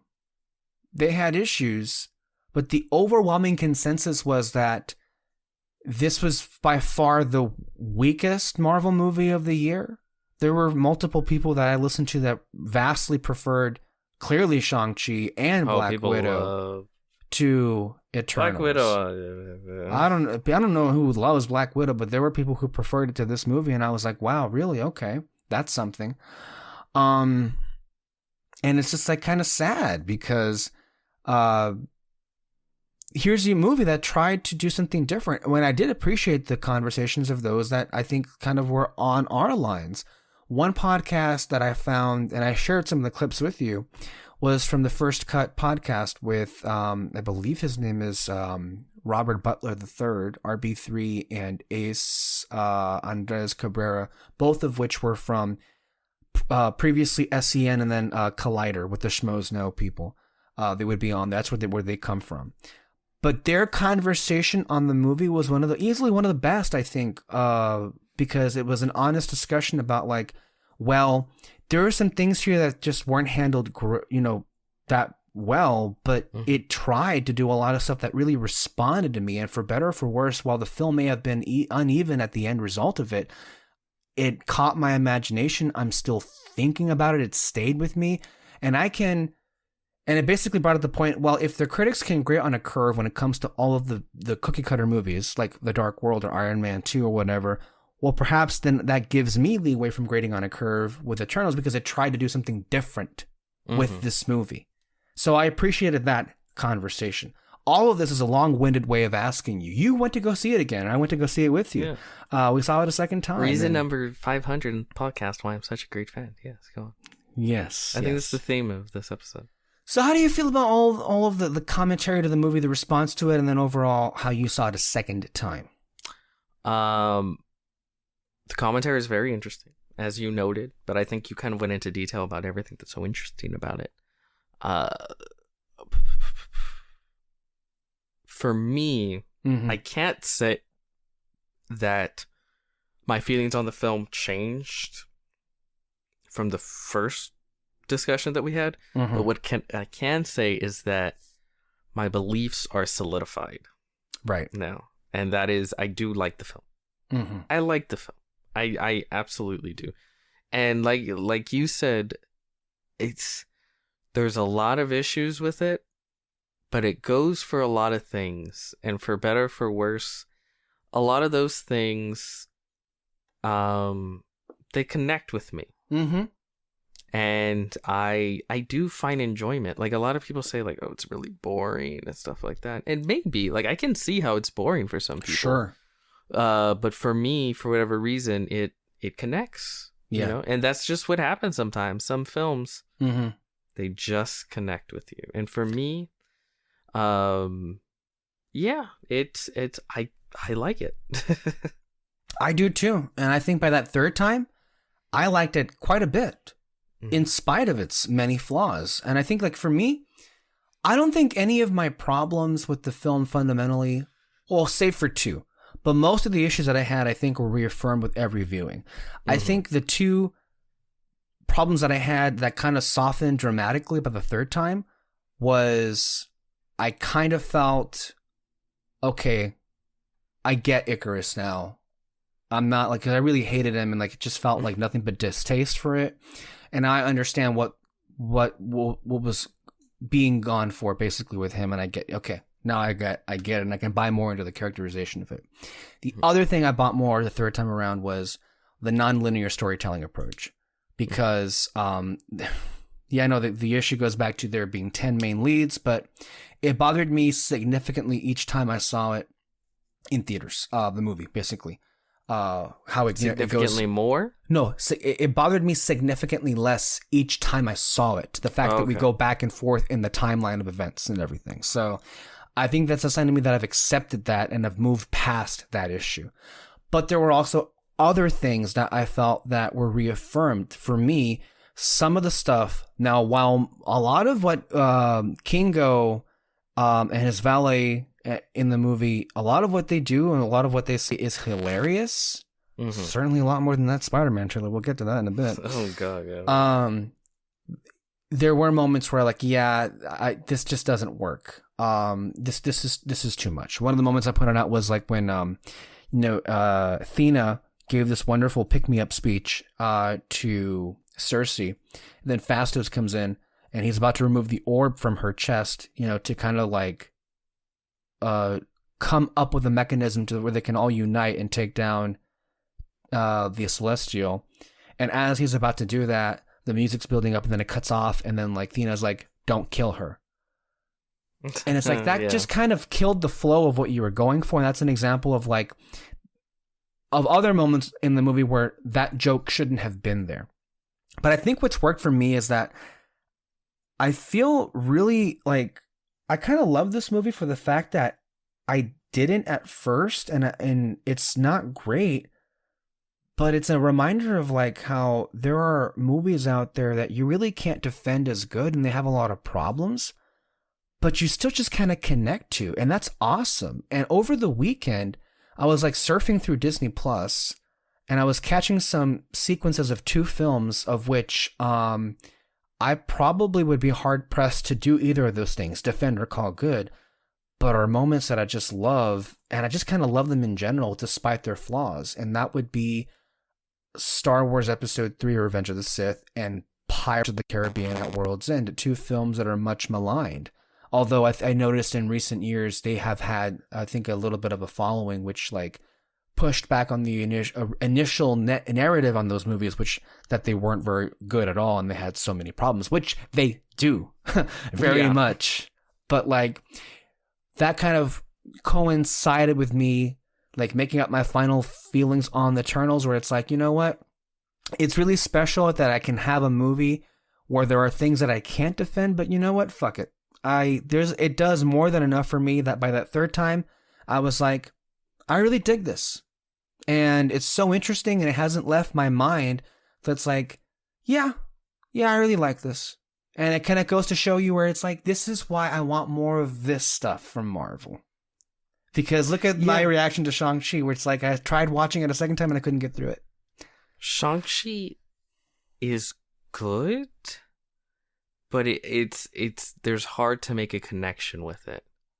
Black Widow, I think, is whatever, so a connection would never have been made.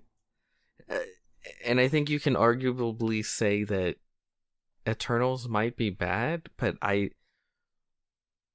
there's so much more that it's going for that it's just a lot easier to connect. And like you said, like I've thought about the film, which is more than I could say for a Marvel film in a long time. So I would say a very long time. Yeah. And I think it also means something, not to bring up the dead again with this MCU list, but I think it means something that if we just count the movies, both you and I had placed it literally just outside the top 10. And now that may say more about the state of Marvel movies than Eternals itself, but I still say that's a statement to make right there. Yeah. Let's see how it keeps changing with time. Yeah, but I feel very positive on Eternals. Even so much so that I acquired a poster. Go figure.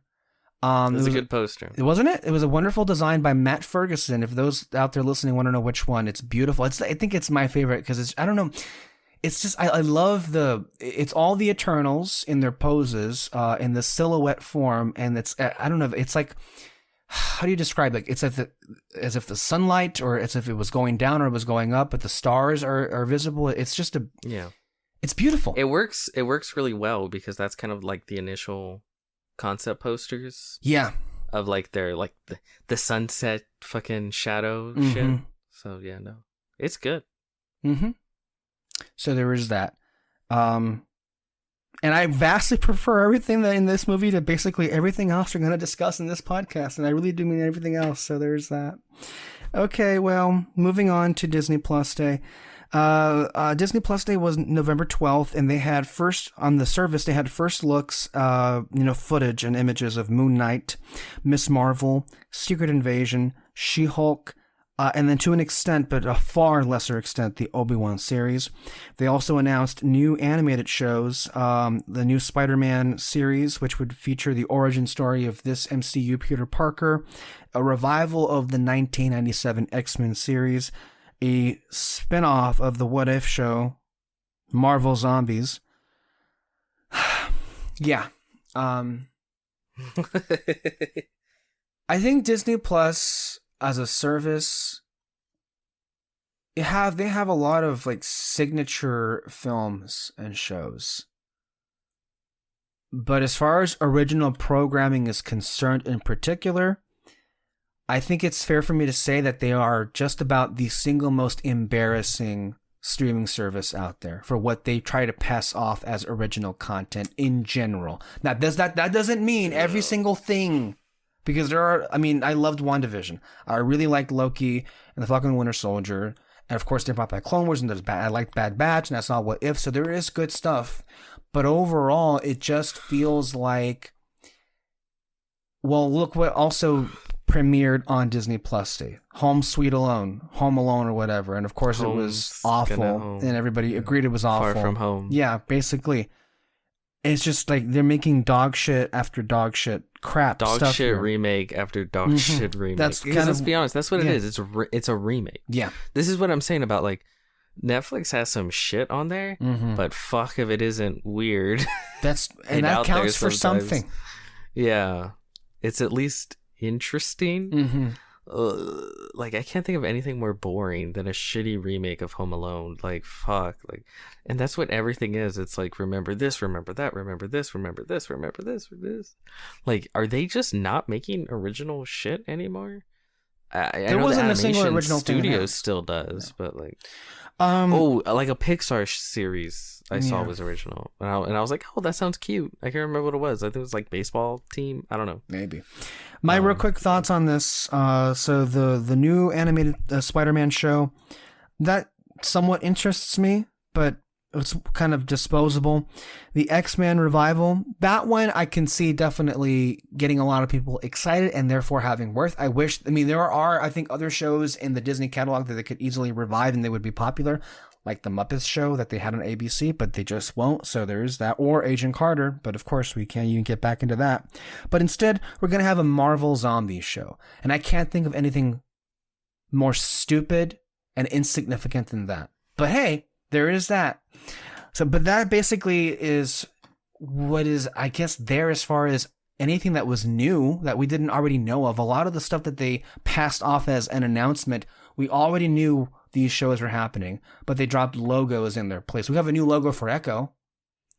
Okay, that's great. And they have all of this footage of the Disney Plus stuff. Tell me what you thought of it, Peter. I liked She-Hulk, Moon Knight, and Miss Marvel. That's it? That's it.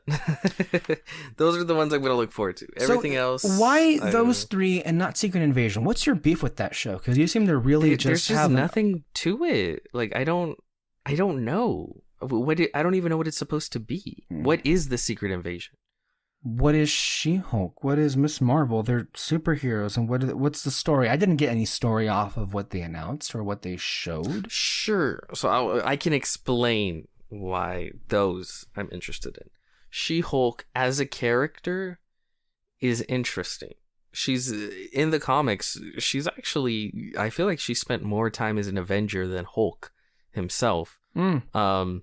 But she's someone who's very confident in her green hulked out form, and in fact she goes most of her life in that green hulked out form, and she's a lawyer, and she's kind of like a lawyer to the heroes, kind of. So like in one point, here we go. So they're gonna bring up the Sokovia Accords in that show. They can bring up that. I think at one point, I'm done with the Sokovia Accords. I really am. Jesus, fuck. They could. I didn't say they would. I said they could. But they are, because they're still a thing. Why are they still a thing? How are the Sokovia Accords still a thing in this fucking universe after Endgame happened? Because technically, it's only like what, a year after Endgame. Technically. Maybe they're trying to wait to catch up with the timeline. Where are they at right now? 2024? Yeah. So yeah, maybe they're like, let's slow it down and eventually we'll catch up the years. But like she represents in the comics, it's like Steve one time because he's accused of like a crime back in like 1932 or something, and got to go all cold case investigations on it. So she's a fun character, and also her comics, she's actually did the whole fourth wall breaking before Deadpool. Yeah, before all of them, right? And you can tell within the trailer they're gonna do a little bit of that. Yeah. And also I think the CG for her looks really cool, and it, like she's just a cool, fun character. To be clear, that there wasn't a trailer; it was just footage. No, it's like 5 second footage. Like it's nothing. So we didn't even get trailers that day. It was just like 5 seconds of like, oh, here's an image. Now bye. It was kind of a waste, but yeah. Moon Knight. Moon Knight is a really fucking fun character. By the way, real quick, I love Tatiana Maslany, who's She-Hulk, I believe, right? Yes. And I also. Right? Isn't she? I think. Or somebody look it up. Which one's Tatiana? Tatiana is She-Hulk. Right? Who's Tatiana? Tatiana Maslany from Orphan Black. Oh yes. Mm-hmm. And then Oscar Isaac. Who doesn't love Oscar Isaac, right? And this was one of the first ones where I was like, visually, this looks kind of neat. It definitely has a darker tone, but it didn't look like dirty. Like, you know how like visually sometimes when they go darker, it's just like it looks ugly, right? But I felt like even though it had a darker look to it, the colors still popped, like the white in his suit still popped, right? And you had these cool visuals of him like walking or running against the outline of the moon, and then he hops over it. I can tell they're going all in on his like multiple personality disorder. And because the whole thing is like he serves the god Khonshu, the Egyptian god, but he's also like kind of crazy, so it's always unsure of like, does he really serve is this just another one of his split personalities, or is this actual occult shit going on? Keep going. Yeah, it's I know people kind of don't like it when you compare him to Batman, but he very much is sort of a combination of Deadpool and Batman. Not necessarily the humor of Deadpool, but more of the manic, crazy personality. The whole reason he wears white is because he wants to see his enemies come for him. And the Batman aspects is he is a more darker, brooding type character. He works at night, deals, has very much a Batman-esque suit and has gadgets. He doesn't throw batarangs, but he throws moon rangs, whatever you want to call it. And he's kind of the perfect combo of these two characters. And really, you can tell within the trailer that Oscar Isaacs is going for it as far as the different personalities, because based off that sort of a weird accent that he had. But I a lot of people were kind of freaking out about that, but I really think that it's gonna end up working within the show. And even though ultimately it was only like 5 seconds, what was shown gives me hope for what it will eventually be. And then Miss Marvel. Now this one I am kind of worried about, because they're apparently changing a lot from the comic. And then they delayed the show too. And then they delayed it, which really fucking sucks, because I really love the comic. And I feel like they're changing it a lot. Well, one of the changes are the fact that she's not going to be Inhuman. And I guess we know who we have to thank for that. God damn those bastards at Agents of S.H.I.E.L.D. They did it again. Ruining everything in the MCU. Yes. Mm-hmm. I cannot wait for when that show to drop. How many hit pieces are going to be on? Well, as a rule, there are hit pieces on the show anytime a Disney Plus show drops. So Hawkeye is happening soon, so I can't wait to read those. But in particular, when Miss Marvel drops, there'll be this whole thing about how the Inhumans should have never gone on Agents of S.H.I.E.L.D. Never. But I have hope because I really love the character. And I really love her little world with her friends and her family. And I'm hoping enough of that shines through the, what I consider to be unnecessary changes that I'm hearing about. And yeah, that's the reason why I'm excited for those, and then everything else kind of just whatever. I'm not really excited for any one of these. I look forward to them, and I hope they'll be good when I get them. But if I'm not excited about any of this at all, and that's all I have to say about that. What is kind of what looks dreadful is, I mean, if it wasn't confirmed with the rematch of the Century comment a year ago, there was a concept art of Obi-Wan and Vader dueling again with lightsabers, and then that little tease for what Obi-Wan's gonna be. Yeah, man, I still don't care. People are gonna lose their shit when that thing happens. Yeah, and oh my god, I already saw people like, well, technically, in episode 4, they said, now you were the teacher, now I'm the master. That doesn't mean that they didn't maybe run into each other in between episode 3 and 4. Get fucked. Oh god. Star Wars is so annoying to me now. The Ahsoka show, I think, is going to come 2023, right? They're going to shoot next year, and they announced who their new Sabine is going to be. So there's that. They did. Yeah. She looked nice. I don't know. She looks like Sabine, I guess. Right. I know they could not cast anyone that would make you happy. It shouldn't be a live-action show because it was supposed to be an animated series. But we could have already gotten it, but no, we're not going to do that. Patty Jenkins' Rogue Squadron movie was basically canceled, although they say it was shelved. And man, I love Dancing on That Grave. That was hilarious because honestly, that movie was not going to be anything for me anyways. So, fine. They need Kathleen. You got 3 years. This is something you need to learn. Fully discuss what kind of movie you want with the director before you hire them to see if you are a match. It's ridiculous at this point. It's so because what's so ridiculous is they made such a big show of it.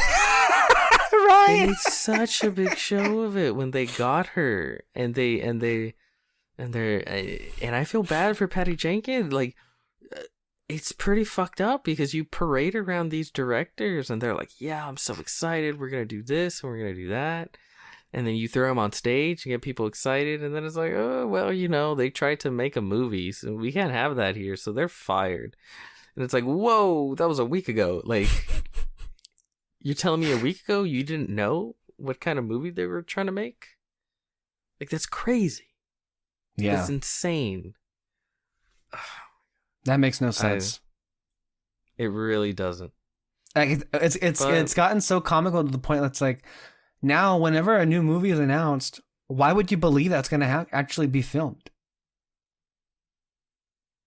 I wouldn't. At this point, I don't care what they announce. It's until I see the fucking trailer, I don't know. Because honestly, with fucking Solo, they could finish the film and just go, no. Well, Rogue One, even. Rogue One, but Rogue One, I feel like they just changed that third act, which makes sense because that's the only thing that really worked in that film. With Solo, they shot 80% of the film, didn't they? Reshot it. That's crazy. To say nothing, of course, of the other canceled projects with Josh Trank, Benioff and Wise. Of course, they fired Lord and Miller. Colin Trevorrow on episode 9. It's just the list goes on and on and on and on. It's god damn, that's just a bad look at this point. Really, it is. But there's that. All right, moving on. Spider-Man No Way Home. Should we touch on the trailer first or the production issues? Trailer. Okay. So they made a big show of this new trailer for Spider-Man No Way Home. And I think it was, as far as most trailers go, pretty good. Although it kind of made me... It did two things. It confirmed all of the leaks that we had discussed. 100% of them. And it also confirmed how I'm going to feel about this movie off the bat. The second thing it also confirmed was maybe this is actually worse than I thought. Because there were some things in there where I'm like, wow, you know what? Maybe I gave this too much credit. Maybe there will be some things here where it's going to embarrass itself in all of Marvel and all of Spider-Man, to be quite frank with you. Again, I thought it was a really nicely put together trailer. And there were moments that, trailers are indicative of actually doing. But if anything, it kind of sold me on this movie not being good, if that's a thing to say here. Everything I liked about this trailer was from the Sam Raimi movie. It was from the Sam Raimi movies. Like, I liked... Oh, yes. Molina. Alfred Molina was great in this. I love hearing... Like, it's insane to me with just, like, a couple lines of dialogue. I'm like, oh my god, this is...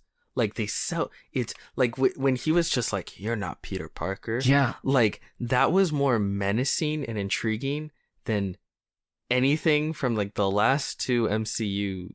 Like I feel like with the line, I'm like, oh shit, like I'm sucked in, like, oh fuck, because they're that great. And then even the Green Goblin voiceover, like, you're struggling, yeah, to Defoe, have everything you want. Defoe's Like, great. Yeah. It's so fun. Like they just bring such a theatricality to it that's just so it's just beyond missing. So I guess in the MCU. If anything, perhaps what this movie will have in its favor is, in spite of this having nothing to do with Sam Raimi involved or whatever, it could just be enough to have Defoe and Molina back, and they could very easily be the best parts about this movie.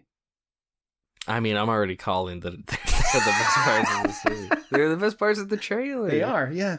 Like, from my source, Grace Randolph,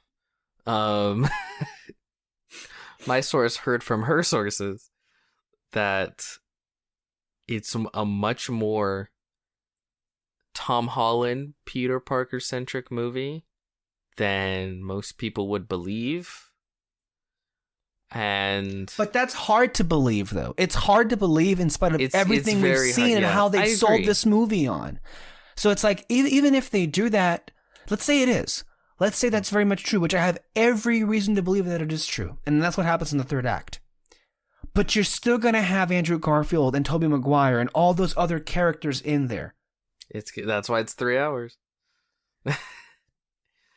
And can I be honest? I'm really tired of him making the stupidest fucking decisions in the world. I agree with you. And I felt, I felt it when we first read what was going to happen in the leaks. Mm-hmm. And then even in this trailer, and even in the last two trailers, I was annoyed in the last trailer where he was like, I'm going to like fuck up the spell that Doctor Strange makes to make everybody forget who I actually am. Mm-hmm. And then also in this trailer, when he makes the decision that, oh, I can't be responsible for these horrible people's deaths, so I'm gonna go and fuck everything up even worse, which according to leaks will lead to somebody in his life being killed. So it's like, how naive is on the verge of being stupid? That's the thing, right? Like, he played it naive in Homecoming and it worked, but he's been, or at least he should have been, through a lot by now, and that same level of naivete just doesn't work, because at this point it's like, okay, you're not young and naive, you're just kind of an idiot. Like the fact that he fucks up the spell and like, well, no, don't make them forget, no, just fucking tell them again. There was, especially because from, you know what really makes that really terrible is because in the other Spider-Man films, it was a really big deal when people found out who Peter Parker was, especially his loved ones. It's never been a big deal in these films. Never once. The whole Aunt May thing, threw it away. Ned found out and he's like, oh, that's so cool. Aunt May found out and I don't even know what her reaction is. No one knows. Apparently she's cool with it, I guess. We were never shown. And then also MJ liked him before he was Spider-Man. And she found out that he was Spider-Man on her own. She would still like him even if she forgot that he was Spider-Man, because she had liked him before that. And it doesn't. So then he fucks everything up, and then when Doctor Strange is like, all right, we need to fix this, he fucks it up even more. And he does this like intentionally. Yeah. And it really pushes the boundary of like how much I can sympathize with him. Mm-hmm.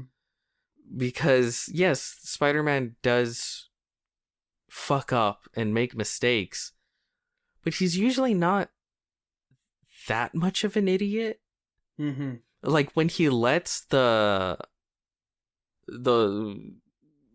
robber get away and he ends up killing Uncle Ben, that's a reasonable mistake. I think you can see most people, especially kids, making, right? Because you're angry and you're vindictive and you're like, and you don't think about like, oh shit, how the fact that he would go on and kill his Uncle Ben, like, it's reasonable that he wouldn't be thinking that, right?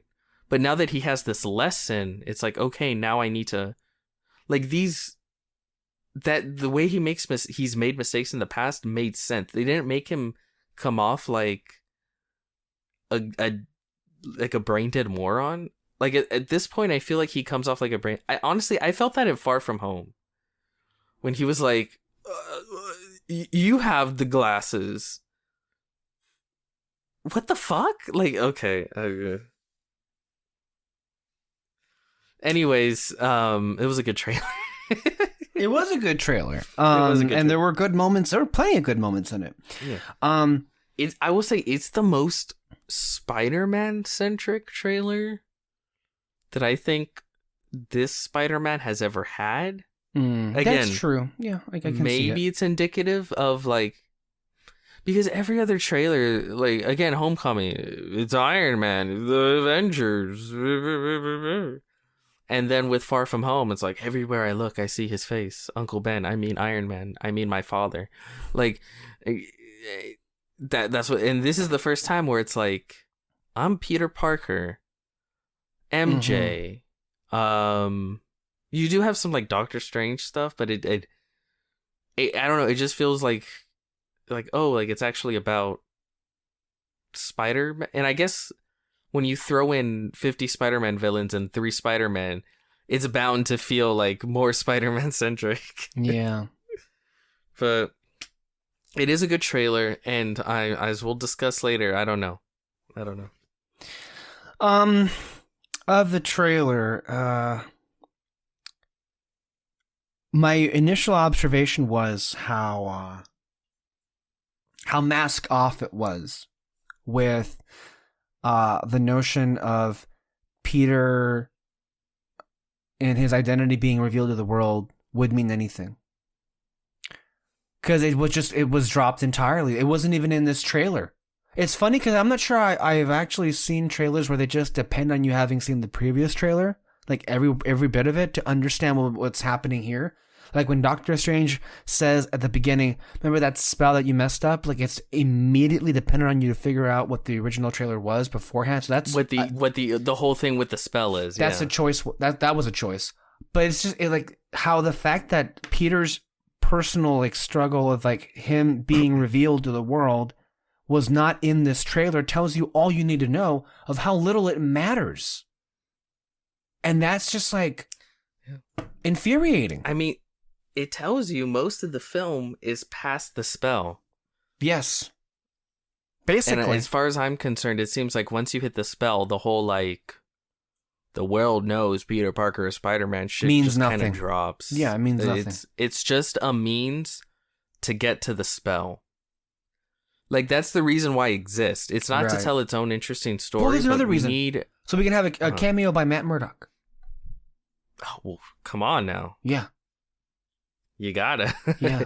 Honestly, that's another reason why I'll probably have fun with the movie, because there will he'll be. I can see. You gotta cherish the little wins. I'm not sure. Huh? You want to consider that a win? I do.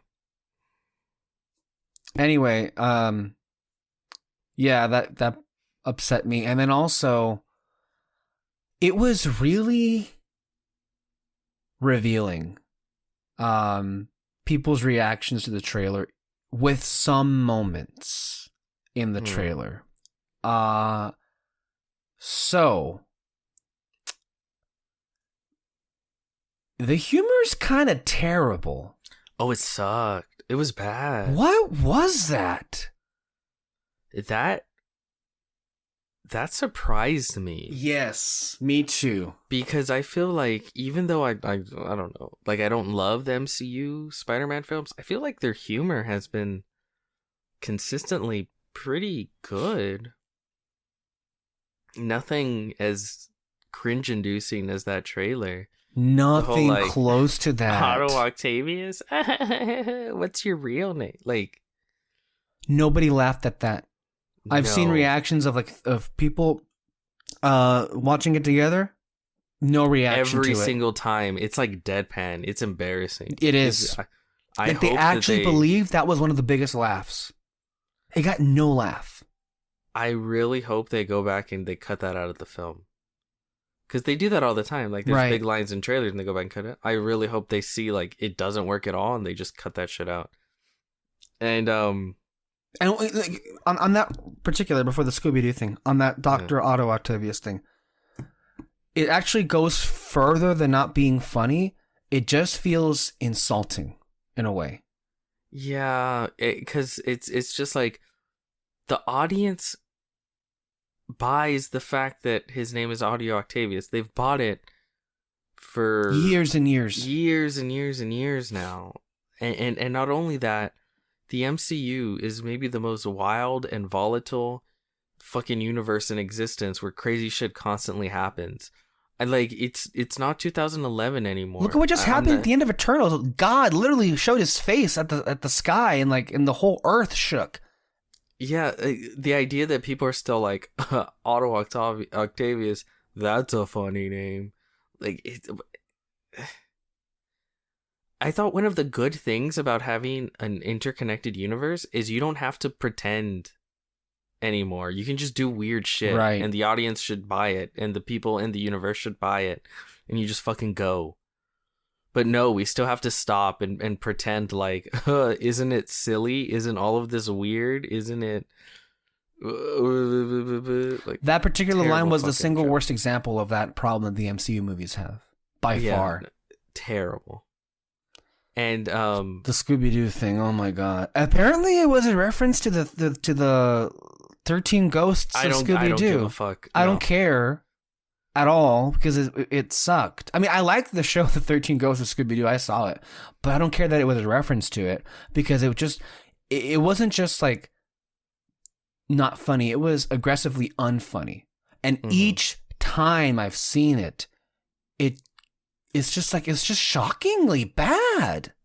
But even more than Let that, Scooby do this crap. Like, who wrote that?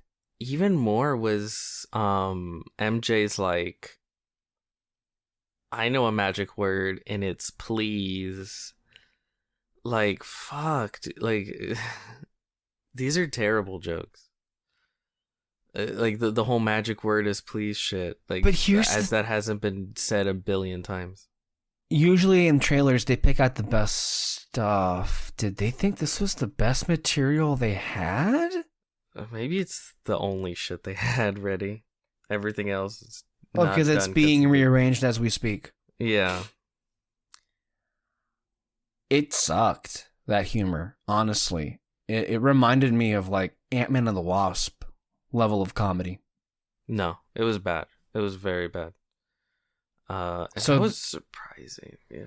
And that scares me to where it's like, maybe this movie just might be plain old bad. Not just bad for us because of like we fundamentally disagree with what they want to do with this movie and story, but like when you look at how much is going into this movie, and literally as it's still being like rearranged as we speak, wow, I don't know. I can't say anymore how this is gonna land. Anything else to say on the trailer as observations? I mean, the Electro looked cool. Yeah. There's that. I did notice that I guess Doc Ock works with Spider-Man like almost immediately. Is it immediate? Doesn't it come off like that? I think in the end he is gonna turn. Because you don't see him in that final fight. No, I think he is. There was one shot where one shot where he's falling off a high place, but he was clearly shot with like a lightning, like Electro knocked him out of some tower or something. Right. And then the only action scene you see is when he first comes out in that bridge, and then afterwards, you see them talking to each other. Otto Octavius and Peter Parker and the Ned and... Oh, well, yeah, okay, yeah. I thought you meant in the third act or whatever. No. So it feels like the bridge is first, obviously. He gets captured. And then he talks to them, and then he's not around after that. At least not from what you see in the trailer. So I don't know. I don't know what goes on with that. Mm-hmm. Oh, you know what I think? And this just popped in my head. Because I thought, like, what is the point in having the nanotech combine with Stark? The Stark suit combine with his AI tentacles. Yeah, his AI. Yeah. Maybe what happens is during that fight, the Stark nanobots combine with the Doc Ock's arms, and they sort of shut down the AI in the arms. Because remember, that was why he was crazy. Mm-hmm. Was because they were fucking with his head, like the voices in his head. So he would go back to being him. Yes. The good person. That's what I'm thinking happens. Yeah. That's a guess I'm throwing out there. Because I thought, like, what's the point? You just see little hints of red in the arms, and that's not that's not even like a comic book reference. I was like, is there like a reference to him having red arms? Like, no, like it's just he's always that did seem odd. Metallic arms. Like, what's the point of this? And to me, that could be a point. Like, story wise, we want him to turn good so he can work with this Peter Parker. Like, okay, the Stark tech infuses with his tech and it shuts down the bad voices. The inhibitor chip. It works as a new inhibitor chip. Right. Yeah. That's my guess. If I'm right, y'all owe me love. I don't know. Let me get into this production stuff with Spider-Man. So, as you mentioned, Randolph, by the way, she's saying still that the VFX team on this movie are working 7 days a week and may not even finish the effects in time for the film, and whatever they have on that day is what they'll use. That's bad. I mean, they've been doing that for years at Marvel. Tom Holland gave an interview and revealed, in my view, some disturbing information. So apparently the script was rewritten on a daily basis as filming was underway. He said, "You could ask the director, what happens in Act 3? And his response would be, I'm still trying to figure it out." No Way Home was supposed to actually come out after Doctor Strange, but because of COVID, the schedule was changed, and they had to change the ending of Spider-Man No Way Home. As filming was about to begin on the movie, several key actors had not signed on yet, and Holland says some people were trying to figure out whether they wanted to do it, and we needed all of them or none. Great. Also, reconfirming, of course, we had said previously, Doctor Strange is also undergoing significant reshoots, which the Hollywood Reporter confirmed. So that's a lot of that just looks bad. And I have to understand, what was Tom thinking when he said this stuff? Did he really think this would make the movie seem good? When he just revealed this stuff in an interview? I just think he was just being honest. Just being like, yeah, it's been a crazy ride. I mean, I'm getting some Rise of Skywalker flashbacks. Right? This is feeling a little bit like this. Because Daisy Ridley said the exact same thing with J.J. Abrams on that movie. Like, yeah, we were constantly rewriting the script. How are you rewriting the story as you're filming it? How do you start to film a movie when you're not even sure if the actors you need are going to be in the movie? And when he says it's either we get all of them or none of them, what? How? And that's so crazy to me that you're filming a story, right? And while you're in the middle of filming it, you don't know what the third act is gonna be. You don't know what is. You don't know how it ends. I don't know. Yeah, that's kind of crazy. Because I don't know. Maybe this is just me, but I feel like when you're telling a story, right? Like, there's things you set up and then pay off. And how do you do the setup if you don't know the payoff? I don't know. I'm not a filmmaker, clearly. Maybe I'm wrong. Yeah, I don't know. But one of the things he said, I don't know if you said it, but that originally this was supposed to come out before. Yeah. No, after Doctor Strange. After Doctor Strange, the Multiverse of Madness. So they had to completely figure out how to switch it, which maybe is a big reason why both films seem to be kind of clusterfucked right now. Yeah. They had a plan, and then they're like, well, how do we reverse this?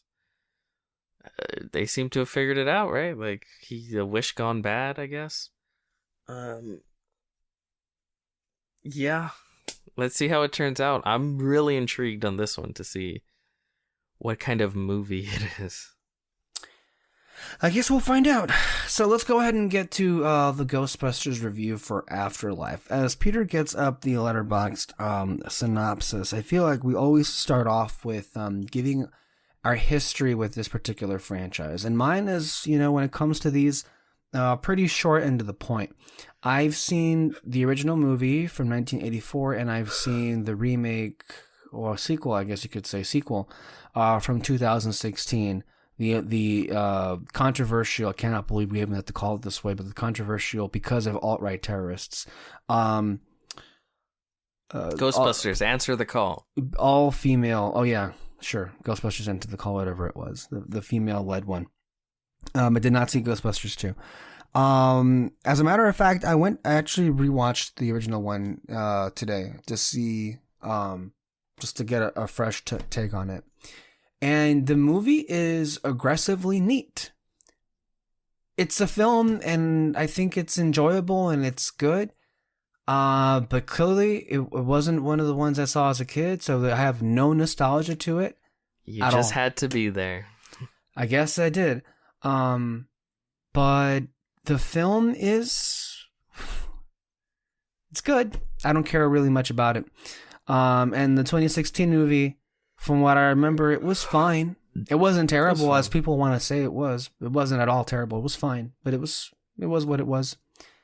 And so, that's my history with Ghostbusters. Peter, what's your history with Ghostbusters? I saw Ghostbusters as a kid because I had a childhood. I watched a bit of the real Ghostbusters, the animated series.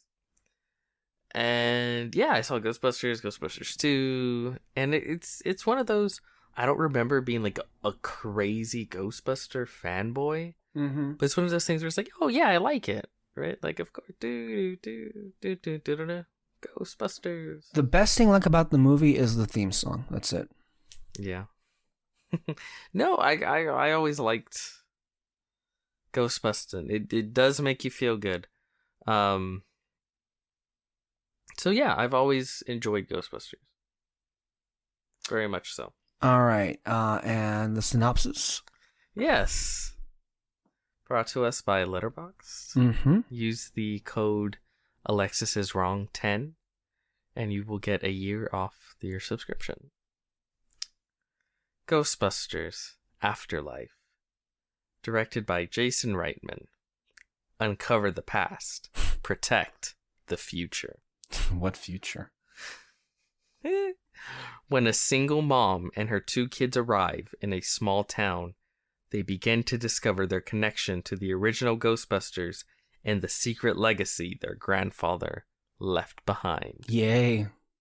Starring Finn Wolfhard, McKenna Grace, Starring? Paul, He was barely in the movie. Paul Rudd, Carrie Coon, and spoilers.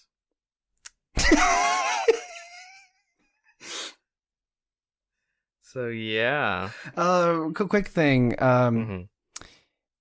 Before we get into our thoughts, I'm gonna play this clip here of Kyle's review of the film. Enjoy. Okay, so Ghostbusters Afterlife. Walking out of this movie made me feel like how I felt after coming out of Star Wars The Force Awakens in many ways than one. Because the thing about like Star Wars The Force Awakens is that it was very reminiscent of like the first plot, you know, in terms of episode 4 New Hope, and you have all those familiar elements in it but also introducing new concepts, new structures, new character dynamics that, you know, that really makes it stand on its own, despite all the nostalgia that's flooding into your project. And that's how I felt with Ghostbusters Afterlife. Ghostbusters Afterlife, it felt very like nostalgically familiar with, you know, much akin to what The Force Awakens was, but it also introduced like new concepts, elements, and new ways that I think that it really formulated this kind of this thing beyond its own brand and nostalgia. And again, like the nostalgia is there for sure, but I think that it really tonally it's a great spiritual successor to the first 2 Ghostbusters movies. Specifically with the first one, does it tend to kiss the first one's ass a lot? Yeah, it definitely does. But the thing is that like to me, like the new relationships that these new characters have, I find interesting enough to where I'm willing to forgive the bombardment of the familiar. And like, for example, McKenna Grace, I think McKenna Grace is downright fucking awesome. I was expecting like a cringe child actor, you know, to completely say the, you know, the cringy things, but you know, she doesn't. And the way that she plays her character of Phoebe Spengler, it feels very much like a spiritual successor to what Harold Ramis did with Egon Spengler, you know. And I feel that way. And you know, you have these elements, like also like her dynamic with the character podcast. That kid is great. Like his character, you know, his comedic timing is just on point and always on there. And like the friendship that they bond throughout the whole thing, along with their dynamic with Paul Rudd, is I think one of the highlights of the movie.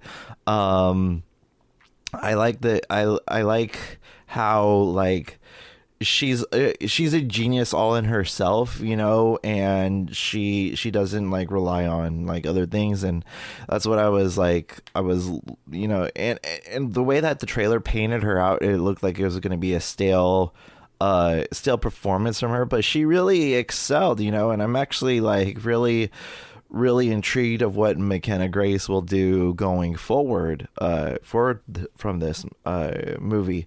And also like Jason Reitman, he added that intimate quality that he's so used to in his indie films and his like character comedy pieces, that I feel that, you know, he brought this new new life into Ghostbusters, you know, I'm gonna think about the 2016 Ghostbusters for a second, because the thing is that there's a quite contrast of like homage and ripoff. The 2016 film felt like a ripoff versus this movie. It felt like an homage, you know, because the thing is with the homage is that the director and the writers and all that stuff, they gave it its own like personal flair where it didn't feel like bombarding with, you know, its own insecurities, that this is not the first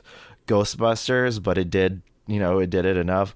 I do have my problems, you know, of course, you know, like the score, it's fantastic in terms of like harkening back to Elmer Bernstein's work in the first one, but at times it did get a little too distracting because it was just like it was the same theme that played over and over and over again.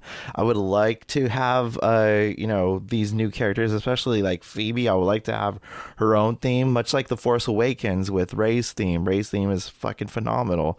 I would like to hear her own stamp on, you know, and her own sound and her own identity with that, you know. So the score was a little bit distracting in that way.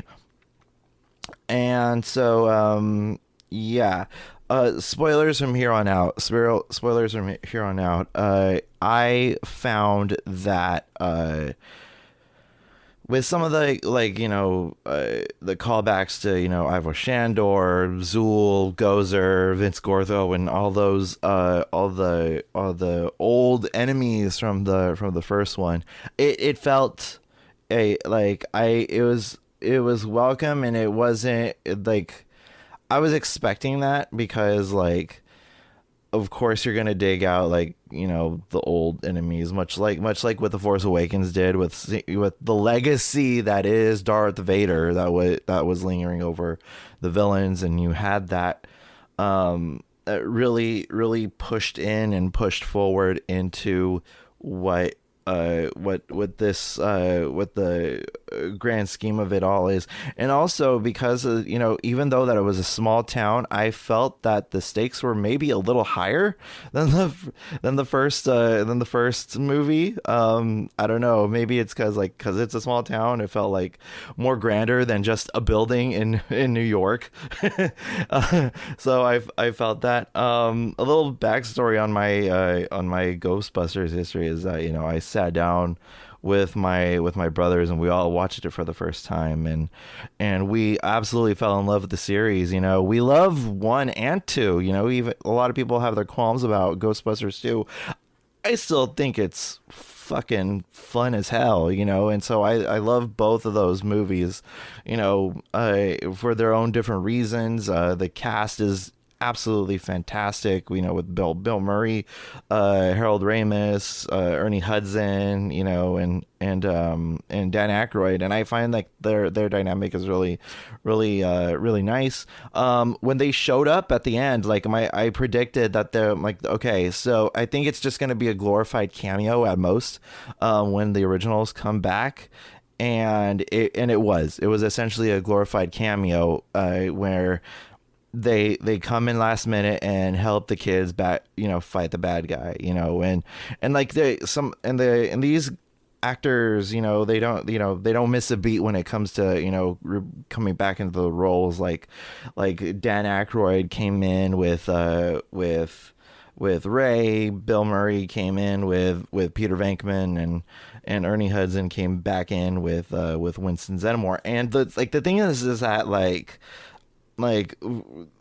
the very scientific thing, and just like there's one moment where Gozer asks, played fantastically by Olivia Wilde, just like random little bits like J.K. Simmons playing Ivo Shandor, what the fuck.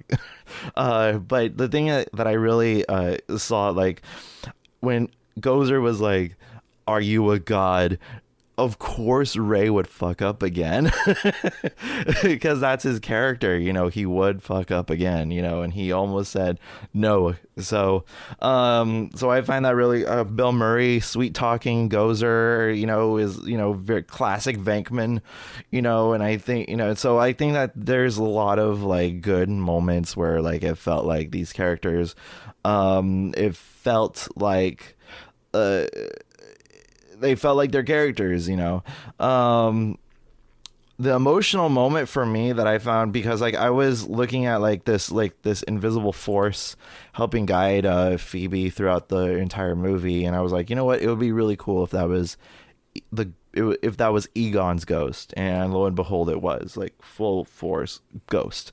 We have Egon's ghost in this, and it was so nice, and it actually got me choked up because, and also like the thing is that this ghost of Egon, like it's Egon, like, you know, as, you know, interpreted as if, you know, he aged along with the other Ghostbusters.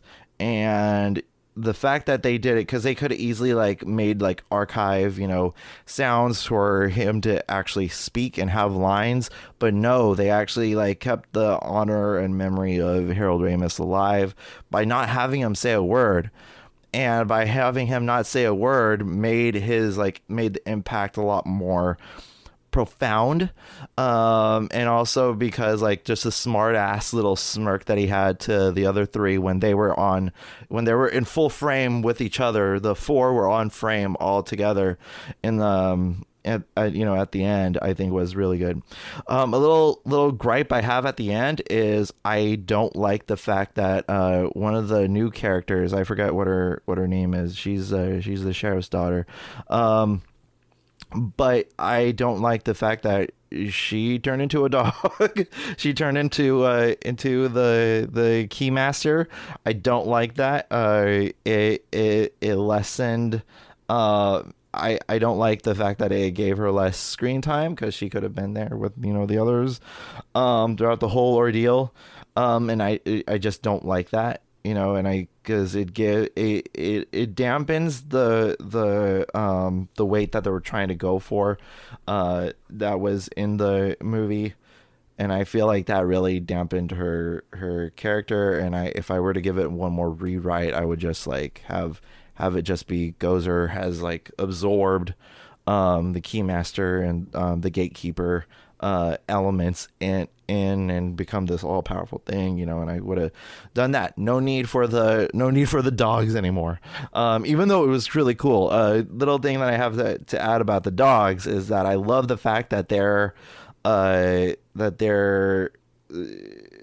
not like overly CG'd.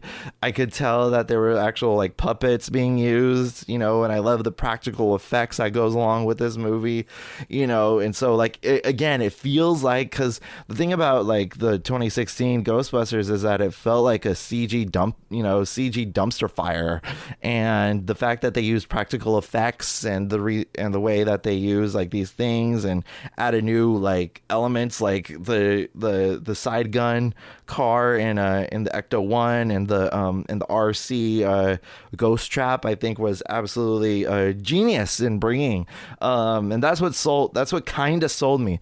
I came in this with full spectacle, you know, goggles on. I was like, okay, let's see what they have to do. Let's see how they're gonna milk this Ghostbusters cow. And I feel like there is still much more to be given, especially given the fact that, you know, with the end credits, and speaking of end credits, by the way, Sigourney Weaver, girl, you have aged tremendously.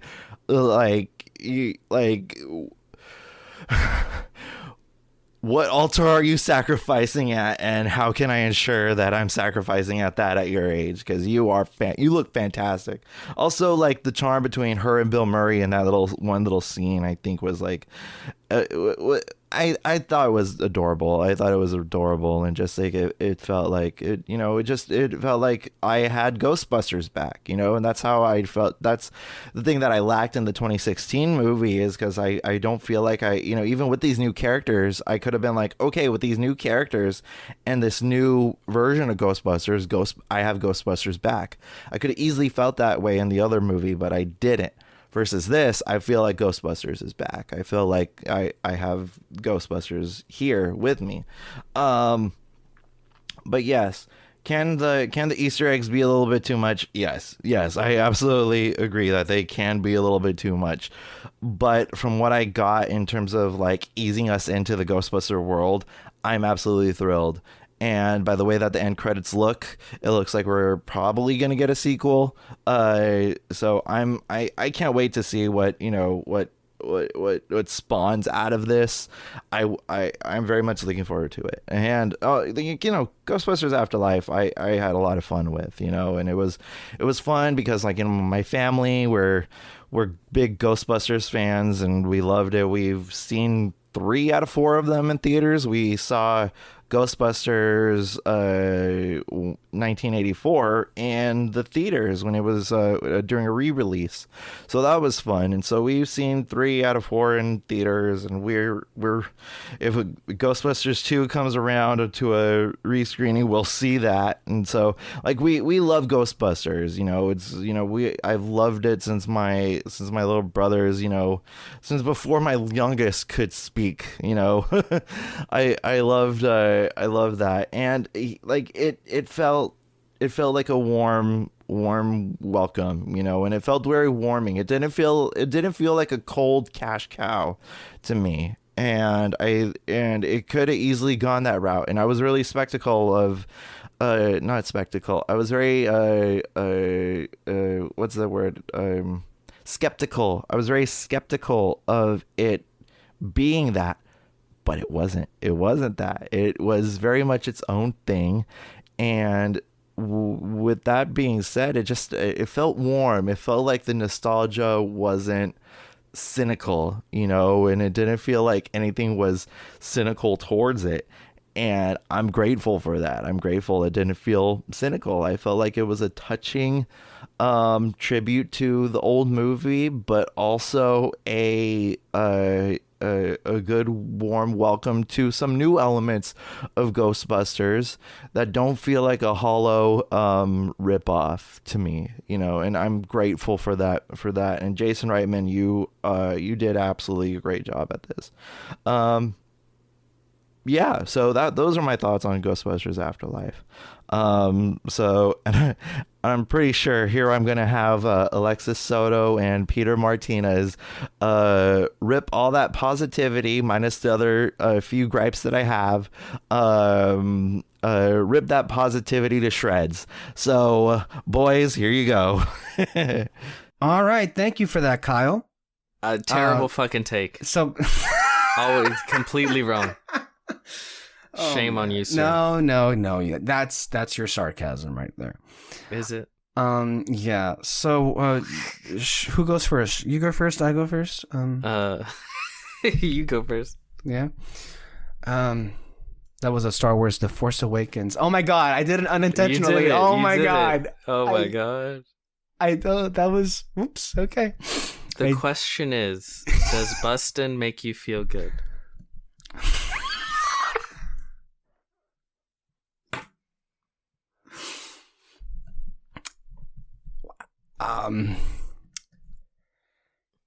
This movie, wow. In short, as I've already mentioned, that I have no nostalgia for the film. This is all it is. So I felt absolutely nothing. I couldn't engage with the movie on any level, and I was actively bored. Until things happen in the end where I'm just like, there's 1,000 questions that go through my mind of certain events that happen. But I thought the movie was fine, but I thought the first original Ghostbusters was fine. I think most audiences will connect with it. I feel like people who are fans of what they think Ghostbusters is will connect with it. Mm-hmm. But it's kind of amazing how, especially going back and watching that original film, these two movies could not be more different from each other. They're not the same. One is an action adventure film, one is a comedy, and there's very little that they have in common. One's a movie for family, one movie is kind of not for kids at all. So I don't understand.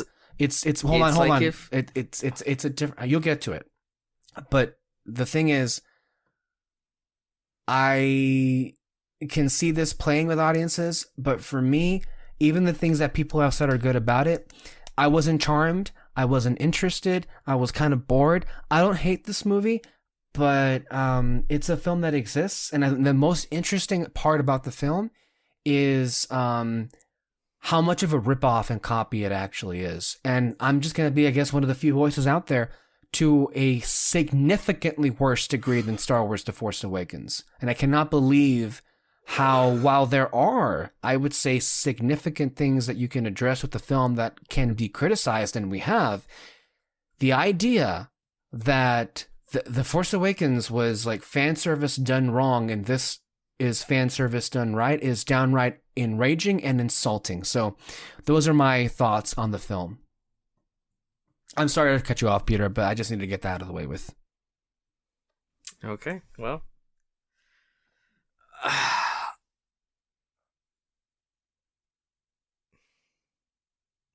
I enjoyed the film. I did. I don't know what's wrong with me. I don't know if I'm going soft in my old age. I'm actually really afraid of what the Spider-Man Far From Home trailer I'm going to say. Because this and Eternals and like I don't know what's wrong with me. I didn't mean to say that there was no enjoyment. I was bored through most of it, and there are moments that are enjoyable, but it's like I didn't care about anything, and that's my honest opinion. That. No, that's perfectly reasonable opinion. This is the thing. This is what's so tricky about this.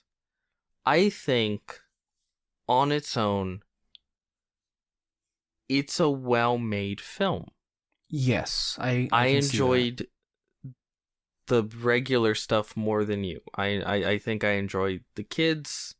I enjoyed the humor that was there. I thought it was directed well. I thought the effects were cool.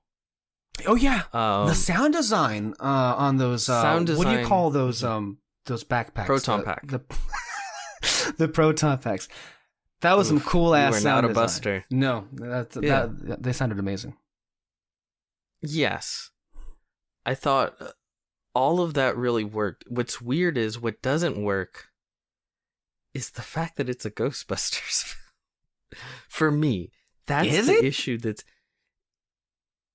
is the thing. It's dressed in it, but is it though a Ghostbusters it's movie? Like if what is Ghostbusters? I don't. At this point, I don't know. Like, see, this is the issue I've been having over and over. But like, I had the issue with Star Wars and Star Wars fans. Like, what is Star Wars? Because apparently we don't see eye to eye in what the fuck Star Wars is. That kind of happened with like Batman and a lot of DC characters when like Batman v Superman came out. And I just feel like this keeps happening where it's like the fans go like, this is the real shit. And I'm just like, but this is nothing like what you claim you love. Okay. We just had this discussion with Boba Fett, I think last week. Yeah. Like it's insane. And this, I feel like this, I would really, really enjoy this film if the original Ghostbusters never existed. If this was just like an original kids film and it's like, oh yeah, my grandpa used to be a ghost hunter. Yes. It like if it was like that, I'd be like, oh, this is a lot of fun. This is a really cool kids movie. But what's so weird is that it's supposed to be a sequel to Ghostbusters. And to me, that's like if you made a raunchy comedy as a sequel to Saving Private Ryan.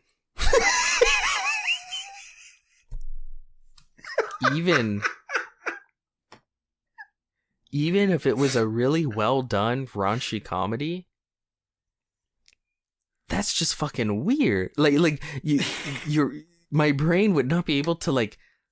It's a well done raunchy comedy, but this is supposed to be a sequel to Saving Private Ryan. Like it kind of, because what's so crazy is there's such a like, oh my god, like such reverence for everything. That's the word of the from hour. that original film. Reverence.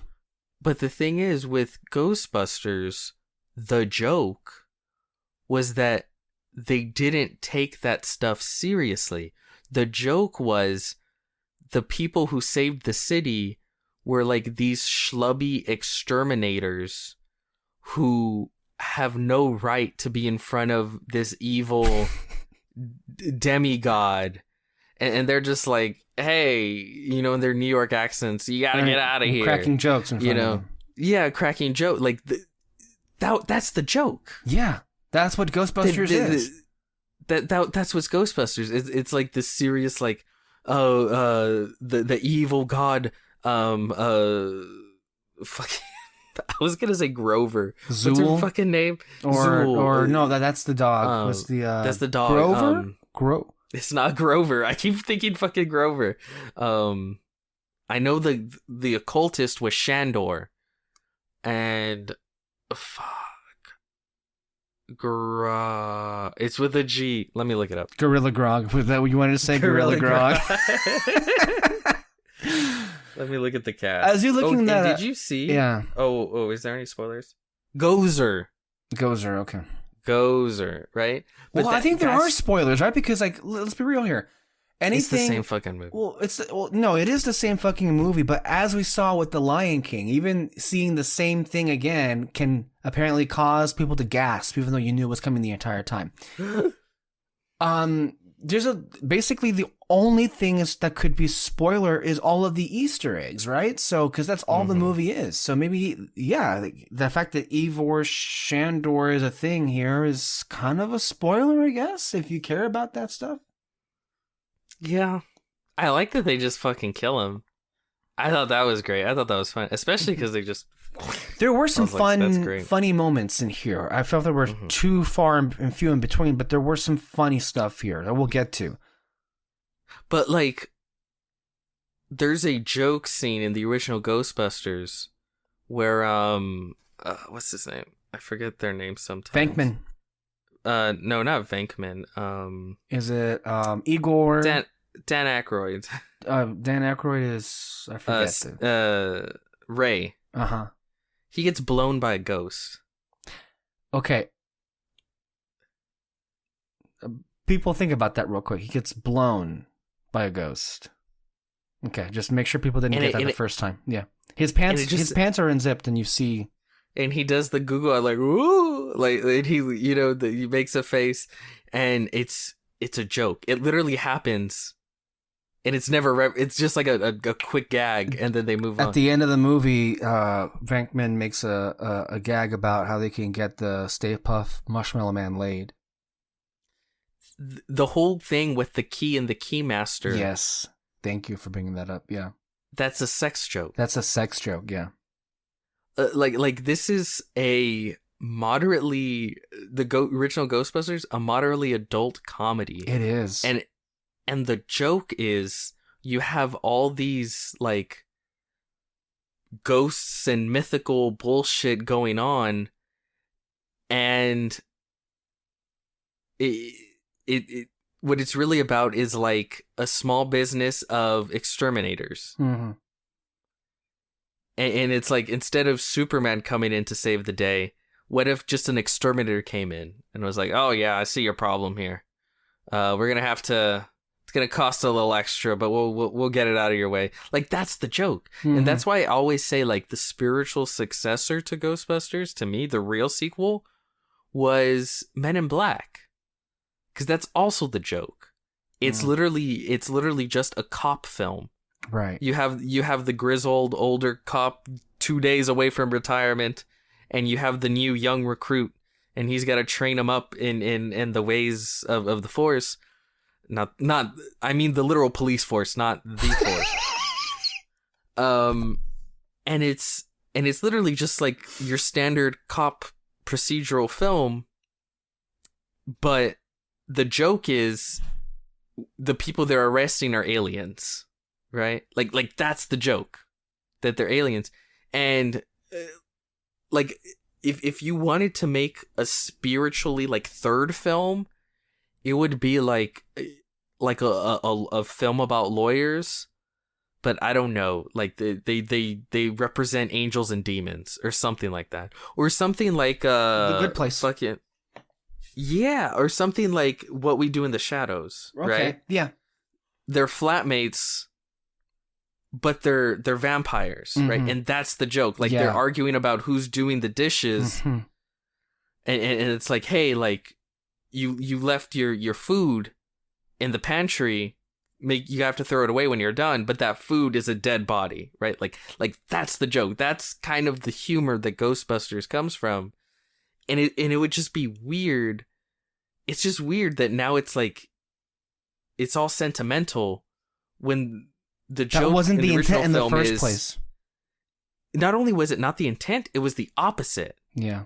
It was, this shit is dumb and doesn't matter. Yes. Yeah. And we're not, the joke is that we're not taking it seriously. And that's what made the movie great. That's why people loved it, right? Yeah. That's what made it fun. Like the fact that the Stay Puft Marshmallow is what's destroying the city. That's the is funny. Like It's a comedy. So It's not an action adventure thing. Nobody took anything seriously. How could you take anything in Ghostbusters seriously with Bill Murray cracking jokes every other second? Like they didn't take it seriously. Why should we? But that's part of what made that movie like stand out and unique and magical and create a following. So where we are now, it's like people have just been so disconnected with what that was. And I hear apparently the animated show, which I didn't even know existed, but there was an animated show. It's a good animated show. Yeah. I guess that had a lot to do with people's warped perception of it. When did that show air? The 90s. Okay. It is the Clone Wars. Oh, okay. It takes it a little bit more seriously, but it's also like a little scary with the ghost stuff. Mm-hmm. But it's a good show. But it's also very different than the movie, right? Like this almost feels like a sequel to the show, to the 90s cartoon. That's what it feels like. So yeah, that's all that stuff. It's just weird. It's weird that it's like, because this isn't Ghost, like the theme song, right? Do do do do do do do do. There's a reason it didn't play the entire film, because tonally it doesn't fit with what the film is going with. It doesn't. And when your own theme song doesn't fit tonally into what you're doing, like maybe that's not great. Maybe it's a little too. And it's interesting because like, who made this? Jason Reitman, who is the son of Ivan Reitman. And Ivan Reitman was on the set when this film was being made. This is also what's interesting. This feels like a movie made by and for the people directly involved in the original Ghostbusters, right? Because like that whole, which I actually liked this, again, I think it's a good film.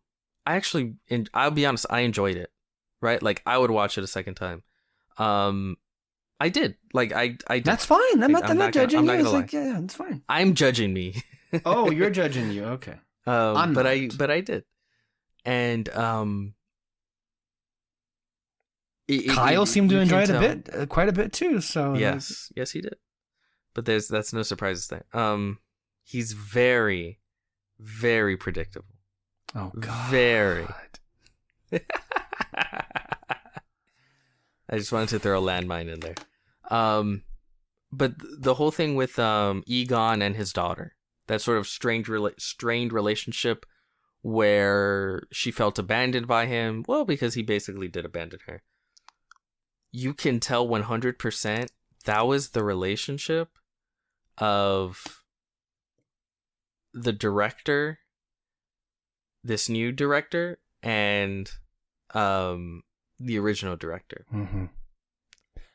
I wanted to say, I think I read that before somewhere where he, growing up, he felt kind of, they didn't have the greatest relationship, and it was very, and you can tell that's why that's like the heart of this movie.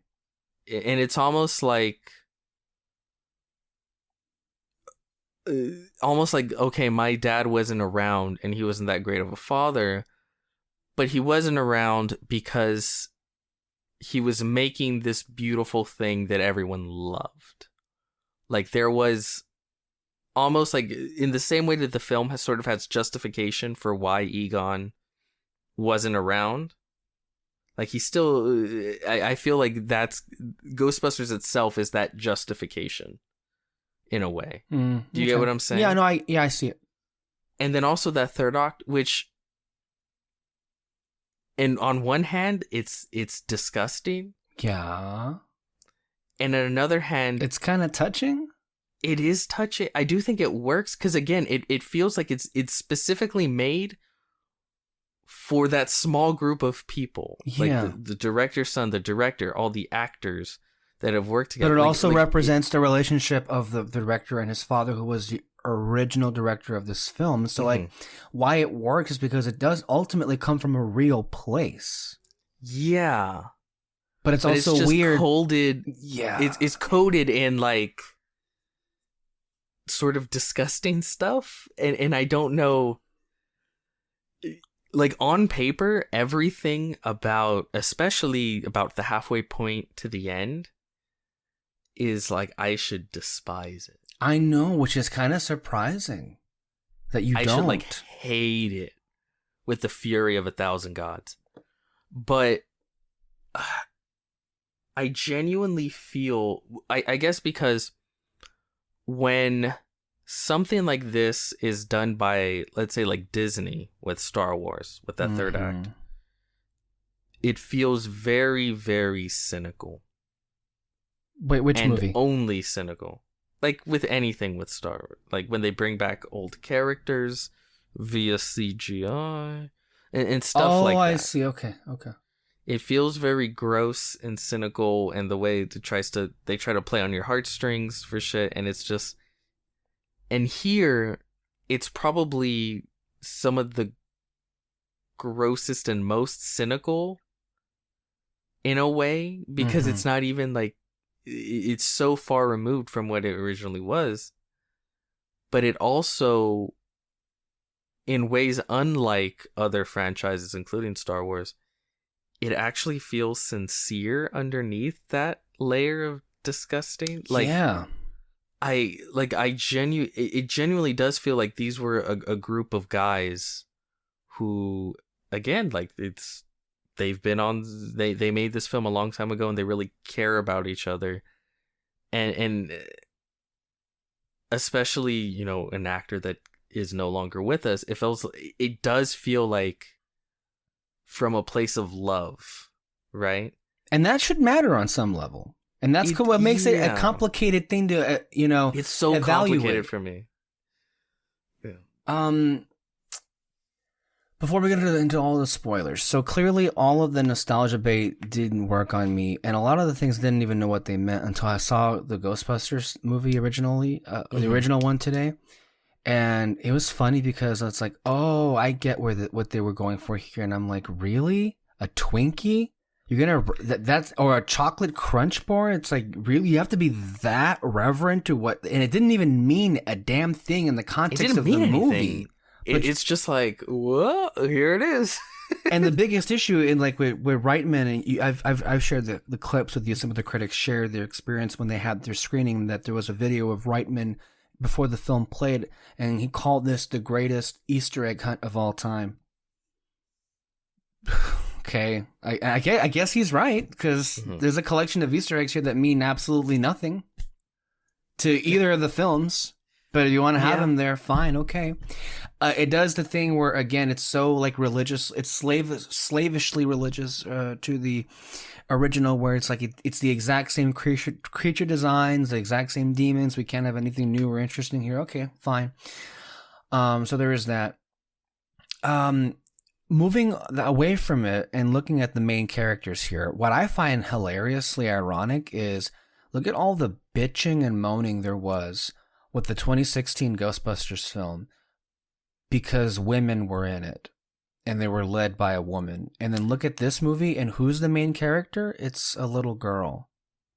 Yeah. So these like disgusting these disgusting people that were part of this Ghostbusters fandom that, you know, complained about the film just because there were women and that they were the leads, now are going to find themselves supporting a film when, guess what? Oh, you have a female lead here. And there's been not much ado about that being made, has there? Because men saved the day.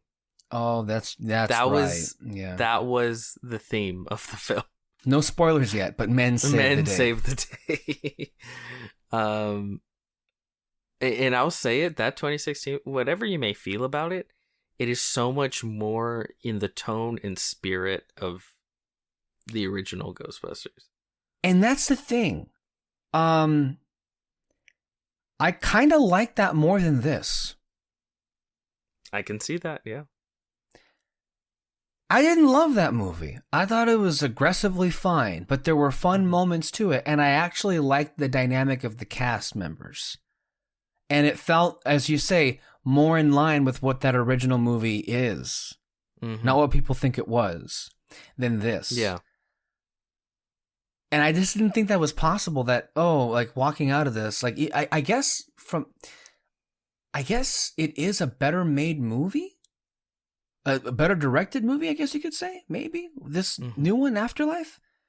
But I guess for sure, I think it is. It is, but the 2016 felt more in line with what it is, and I guess I don't know. This movie just, and as far as like these new characters here, McKenna Grace is great, and I know Kyle was surprised because he didn't see The Haunting of Hill House. Maybe that's a sign he should see The Haunting of Hill House, but okay. Yes, she's great. I couldn't really connect all that much with her, but that being said, I didn't connect with anybody else. Finn Wolfhard is useless in this movie. There's nothing to all these characters. Carrie Coon is wasted yet again in another franchise film. I don't know what the hell Paul Rudd's doing here. I guess he's the Rick Moranis. Carrie Coon? Carrie Coon's the mom. The daughter. Oh, okay. Paul Rudd. I yes, liked her. She's fine, but there's nothing anything to her. I agree. The only ones the only okay. There's you clearly don't like any of these characters. No, and there are some that I found quite annoying. I feel like podcast. That I felt like they had to give him the fucking name podcast. Yeah, well, it very much feels like he was the stand-in for Bill Murray in this, and maybe I'm just not really into. I don't think so. Because he was saying things that were just kind of like you don't say in that moment. It didn't work with what the moment was, you know. Because there's a serious or there's like a scary thing going on. He cracks a joke, so I guess like I feel they were trying to evoke that through him. I'll just see if I can say this the shortest way possible. None of the jokes really landed with me, and I felt like everything that podcast said was a swing and a miss.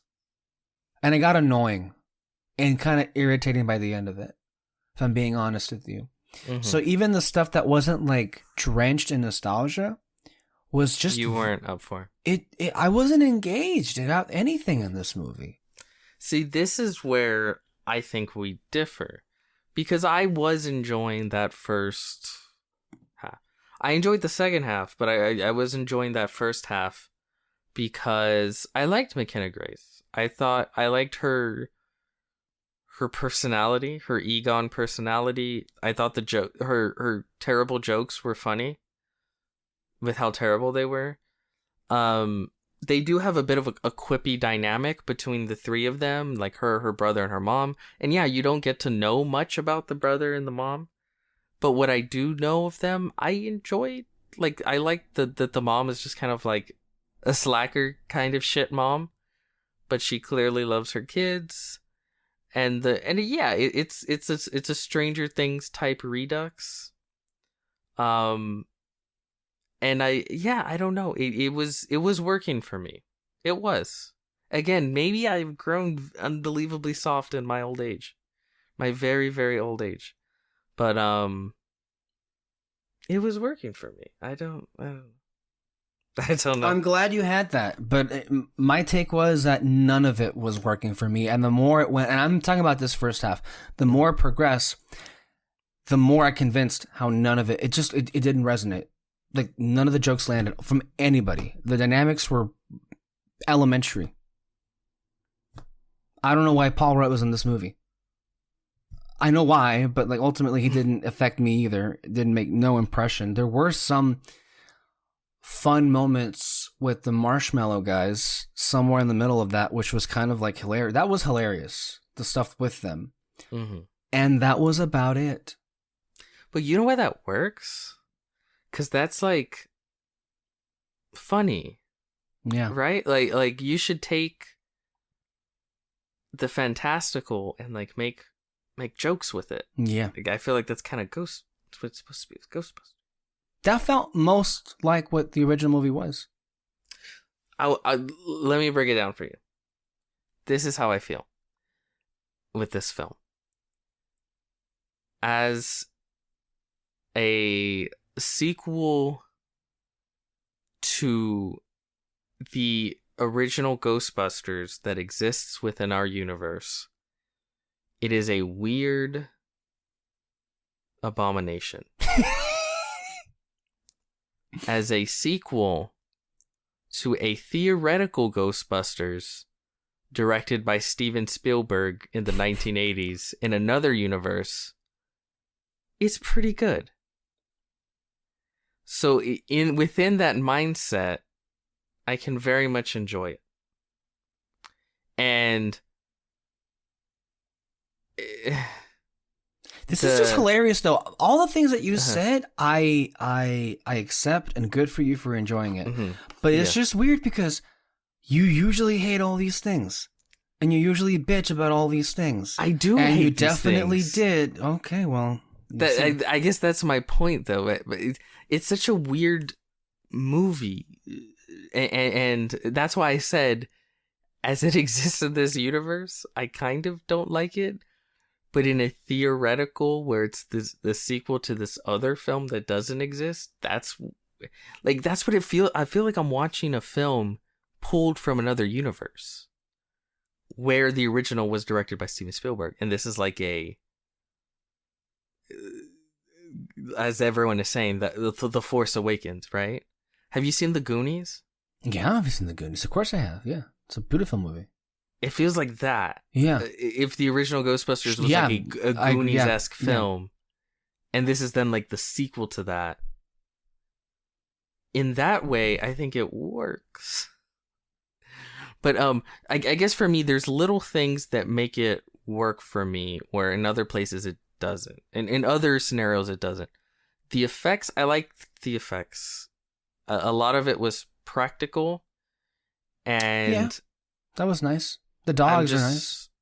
So tired of going to blockbuster films and just seeing a wall of CG. That's true. So to see like appreciate that. puppets, it just, and even like gozers, like you could tell it's like this plastic suit, and the way like the electricity moves through it. It's goofy, and I want to see goofy shit on a big screen with like practical effects. Okay. And I don't see that anymore, like ever at all. It just doesn't happen. So to see it here, it's like I'm crawling in a desert, and I agree. And a few droplets have dropped in my mouth, and it's like, oh my god, yes, little drops of water. You know, like that's kind of where I'm at. Mm-hmm. Because it doesn't happen. Like, to show that I remain consistent, this is how I felt with like Solo too, right? Where I was like, on paper, everything I hate about this kind of shit, Solo encompasses it.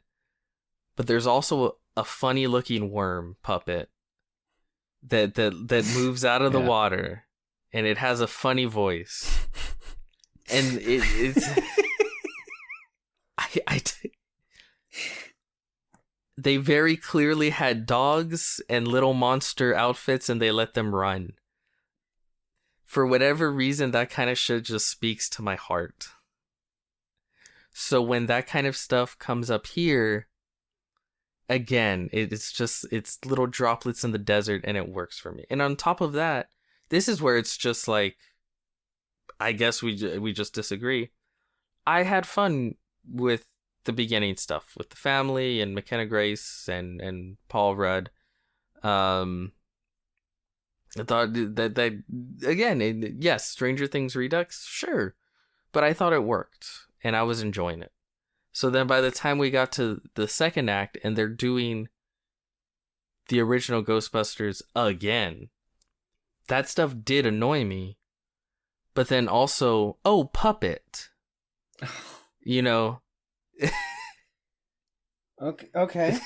No, I see it. Okay. Can you understand where it's...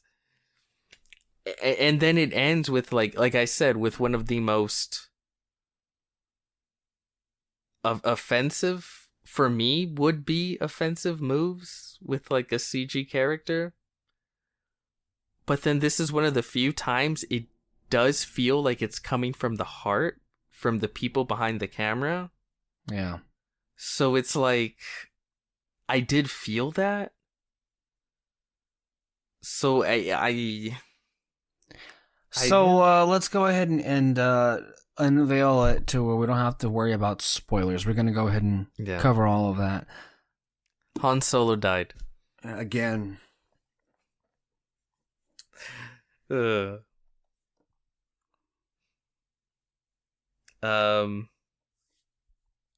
What's that? There's really only one thing to spoil. Basically, like there's a lot of Easter eggs, but like I don't consider that spoilers. Like, oh, they show that thing, and they show that other thing, and they show that thing, and that's a lot of this movie. To be fair, though, that's so much of the movie. It is. If you're getting bored, I think that's why. Yeah. Because it is boring to just be like, there's that thing, there's that thing, there's that thing. And this movie did it so much, and it's inexcusable. And I don't excuse it. And I think it's fucking terrible. And it sucks because, like, I don't know. But, like, but why is it unexcusable? Because there's also no point to all of those. That's the thing. Some things, it's like, I will allow it, right? Like, you pick up the PKE meter, like, ooh, what's going on? Mm-hmm. Like, okay, fine. The car? Yeah, fine. You have to, yeah. Other than that, like, stop. Just stop. Like, I'm not going to feel a sense of, like, nostalgia and, like, warm my heart over an image of a fucking Twinkie. Like, Stop. But the end, Gozer's back. Gozer 2, Electric Boogaloo. But the big secret stuff that happens is the original Ghostbusters show back up with Gozer's about to kill everyone at the farm, and then yada yada yada. McKenna Grace shoots Gozer. And it's like, she can't hold on. And then you turn and you see there's a ghost hand helping her. And it's Egon. Ghost Egon. And then for a moment, all the Ghostbusters are back together, even with Ghost Egon. That's like the big thing that happens. Yeah. What I hate about that is how people predictably love it, and how it pretty much reaffirms how if there was just one scene like that in the Star Wars sequels, everybody wouldn't be bitching about them. Mm-hmm. Just like For sure. that. And how hollow and shallow that I feel really reveals a lot of what the general audience wants. If The Last Jedi had ended with Skywalker being alive and him using a lightsaber to cut down all those like walkers, there wouldn't be a problem.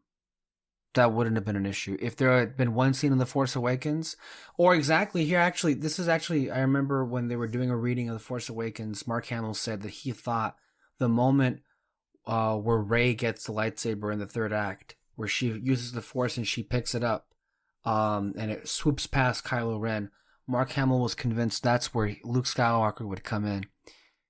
That's pretty much what happens here. Is if The Force Awakens had been made and the scene was Luke Skywalker comes in and saves the day, well, that's what happens in this, where the original Ghostbusters come in and save the day. Yeah. I would argue that in both, well, first of all, in both franchises, I would not have gone with the story that they ended up going with. Right. But I also think it does fit. To me, it fits with the old Ghostbusters showing up. I think that's fine. And in the same way, I think it fits that Luke isn't the one that shows up at the end of Force Awakens. I guess what helped me to also be like not like, ooh, they're back, is they were actually like being the Ghostbusters, like they're actually funny. Like Bill Murray was still making jokes, and it's like, oh yeah, like, because that's what Ghostbusters fucking was, right? And their interaction again, like it almost feels like a movie we shouldn't be seeing. Like it was made internally for the people that worked, for the right? fans too. For the fans, fuck the fans. I hate fans.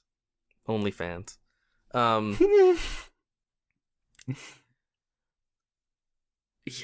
I'm like, what's that thing that goes like back and forth? A seesaw?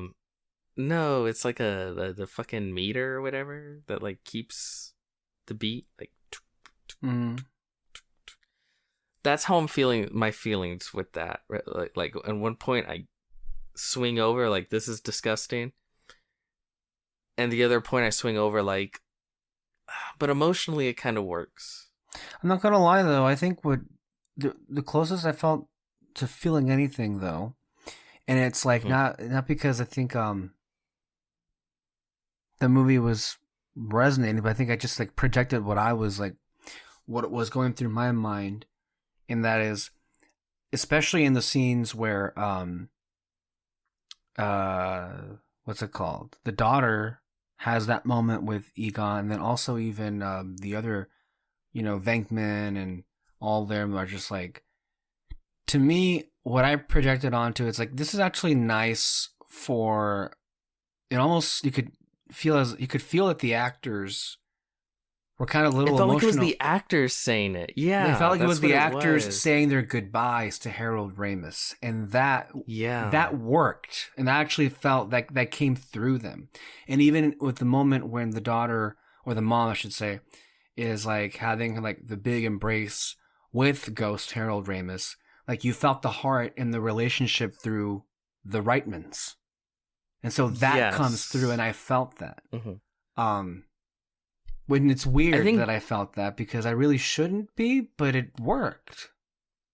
From at least where I came from, and I put the pieces together as like how it felt like. But that's what I'm saying. That's why it felt like very personal. Like like almost like it's not for public view. Like they made it internally for themselves. Yeah. As sort of like an ode to this journey they've all been through together, making these films, and then just how they care about each other as people, right? And I think that's the reason why, on a certain level, those emotional beats work for me at the end, is because of the underlying real world scenario behind them. Like you said, it doesn't feel like these characters, it feels like the actors talking to Harold and having an opportunity to say goodbye. And it feels like Ivan Reitman and, you know, their father-son relationship, working that out through this film that I'm sure has been part of both of their lives for most of their lives. And because it's so personal, at some level, like it has to resonate at least a little bit. Mm-hmm. I think that's what it is. What did you make of the choice of not having him speak? I was fine with. He's a ghost. No, I mean, I wasn't. I thought it was the right move, but there were still some moments where they linger, and it's like. Are you gonna say something? No, but there's still some moments where it lingers. Like, oh yeah, exactly, yeah. Are you gonna say anything? I was like, oh, okay, we'll just. It was of the choices you could have made in that scenario, that was the best one. To not have him talk, and the emotion still came through. So, but it is a digital recreation of an actor that's dead. And it's kind of creepy how real it looked. Yeah. It's getting to the point where, like, morally, I just don't know about this practice. But again, what morals exist with a project that is, you know, created by multinational corporations with the intent to, you know, make money? Yeah. So I guess the morals really fall in the lines of who? The filmmakers? And not so much the studios, which morals do not exist in the studio system. What is going to happen when someone wants to make a film, let's say someone comes out with a script and they say, oh, this character, her name is Carrie, let's say. Well, I'll give you a good example. The Cursed Child, Harry Potter, when they make that, what do they do if they don't want to recast Snape? And he's a big part of that story. Alan Rickman's dead. Do they just recreate Alan Rickman? Is he a part of the Cursed Child? Kyle tells me he is a significant part of that story. Oh, shit. Okay. Well, I'm thinking, that's not what I'm talking the next level. Okay. And the next level to me is like, let's say someone writes a script, producers, everything. They have a good script and the lead actress is for a character named Carrie. What happens when the producers get the ingenious idea?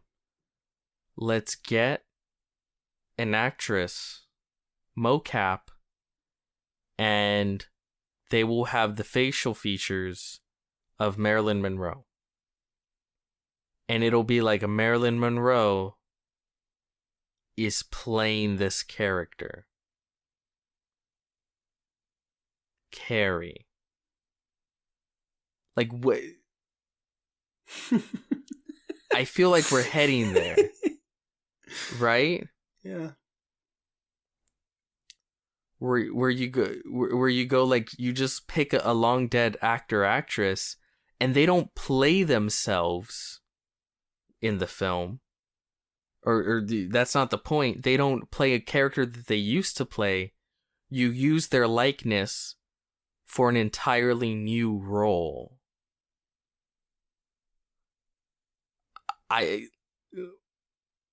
That's gonna be fucking wild when that eventually happens. And I don't know. I just morally speaking, I just don't know about this whole technology thing. Yeah. I don't know. I agree. I don't know. I will say, just it makes me feel a little uneasy. No, I think that was conveyed pretty clearly. Mm-hmm. What else is there to say here? Not much. Yeah, I'm not gonna waste anyone's time. Not much. If you think I do, I don't want to give this review. If you've enjoyed any sort of Ghostbusters media in the past, I do recommend checking it out and seeing if it's for you. If it's not for you, I get it. And if it is for you, I also get it. if you're not a fan of Ghostbusters, I don't know if there's much for you there. But then again, like, maybe you don't like the original kind of Ghostbusters, but you are into that Stranger Things shit. So it's like, it works better for you. I don't know. But, yeah, I struggle with this film. Because I think technically it's a well-made film. I do. Like, and I know we definitely disagree with that. No, I agree that it's a well-made movie. Mm-hmm. I think it's a well-made movie that it didn't connect with me on any level whatsoever. I 100% get that. I do. 100%. I don't know. Again, if I come in after Far From Home talking about how much I like it, I might be possessed. I don't know. But right now, I did enjoy it. I enjoyed it. It's a weird mash. I find it such a weird film. But if I can put myself in the mindset of like, it's the separate thing that just sort of takes the aesthetics of Ghostbusters and is just like a Ghostbusters The Goonies edition, I can have fun with it. And there are things I enjoy about it. So. What I will not accept is that this is the superior way of doing nostalgia and that it's like better than The Force Awakens. Because The Force Awakens has all the nostalgia bait, sure, but I think there's enough where it's a really good movie on its own. Yes, there are significant drawbacks because it plays so hard with trying to do A New Hope again. But it's like, I think it's a really great movie. Well, maybe not really great, but it's a really strong movie on its own. You know, I think the only reason people are saying this one did it better is because of that third act. When you say third act, of Ghostbusters. Yes. Oh, well, yeah, because... I think that really works with people. Yeah. And I think with Force Awakens, the third act's a little wonky. Is it? Well, like... With audiences or with us, you mean? I thought it was a pretty good third act. Well, okay, like, you have, like, the attack on Starkiller Base, and, like, even the people that love The Force Awakens are not hot on the whole Starkiller Base thing. Oh, I'm not either. I'm. You have another, like, tunnel run. Yeah, that stuff is whatever. I'm talking about the Rey and Kylo stuff is really, really good. The lightsaber duel, I mean. I very much enjoy it. 100%. I guess for me is, if you're a long time Ghostbusters fan, like, that emotional stuff at the end of that will mean more, whereas if you're a long time Star Wars fan, it's like the birth of new characters, which it doesn't have that nostalgia. So what you're saying is, if Ghostbusters Afterlife didn't feature the original people in that third act specifically, that would really work a lot less on a lot of these people. 100%. It's the same thing we talk about with Luke, right? Yeah. As long as he did a couple twirl, I mean, and you know what? We were 100% vindicated. Yes, we were. When the fucking what's it called came out, the final episode of The Mandalorian. Yeah. Because that's literally what it was, and people lost their shit. So, yeah. And I feel that Ghostbusters Afterlife also vindicates our point of view too, with like what fandoms want. They don't want storytelling; they just want to be rewarded for knowing what the thing is, even though they have no understanding what the original thing even was in the first place. I 100% agree. But again, if you like this movie, good for you. I good. I'm not like I don't mean to badmouth like individual people for enjoying the film. What I do bemoan is the overall consensus of the masses for what they look for in these kind of movies. And let me put it this way. Yeah. I found a way to enjoy the film despite the nostalgia, not because of it. And I feel like And I found a way to dislike this movie, despite the nostalgia, not singularly because of it. But that's, I think maybe I'm the unique circumstance where like, well, you don't have nostalgia. Yeah, that's true. I didn't. It wouldn't work on me regardless. So that you're right. Yeah. I get that's the difference because I'm the one with the potential fuzzy feelings for this shit, and you couldn't care less. I think I'm the only one out there that just didn't enjoy any of it.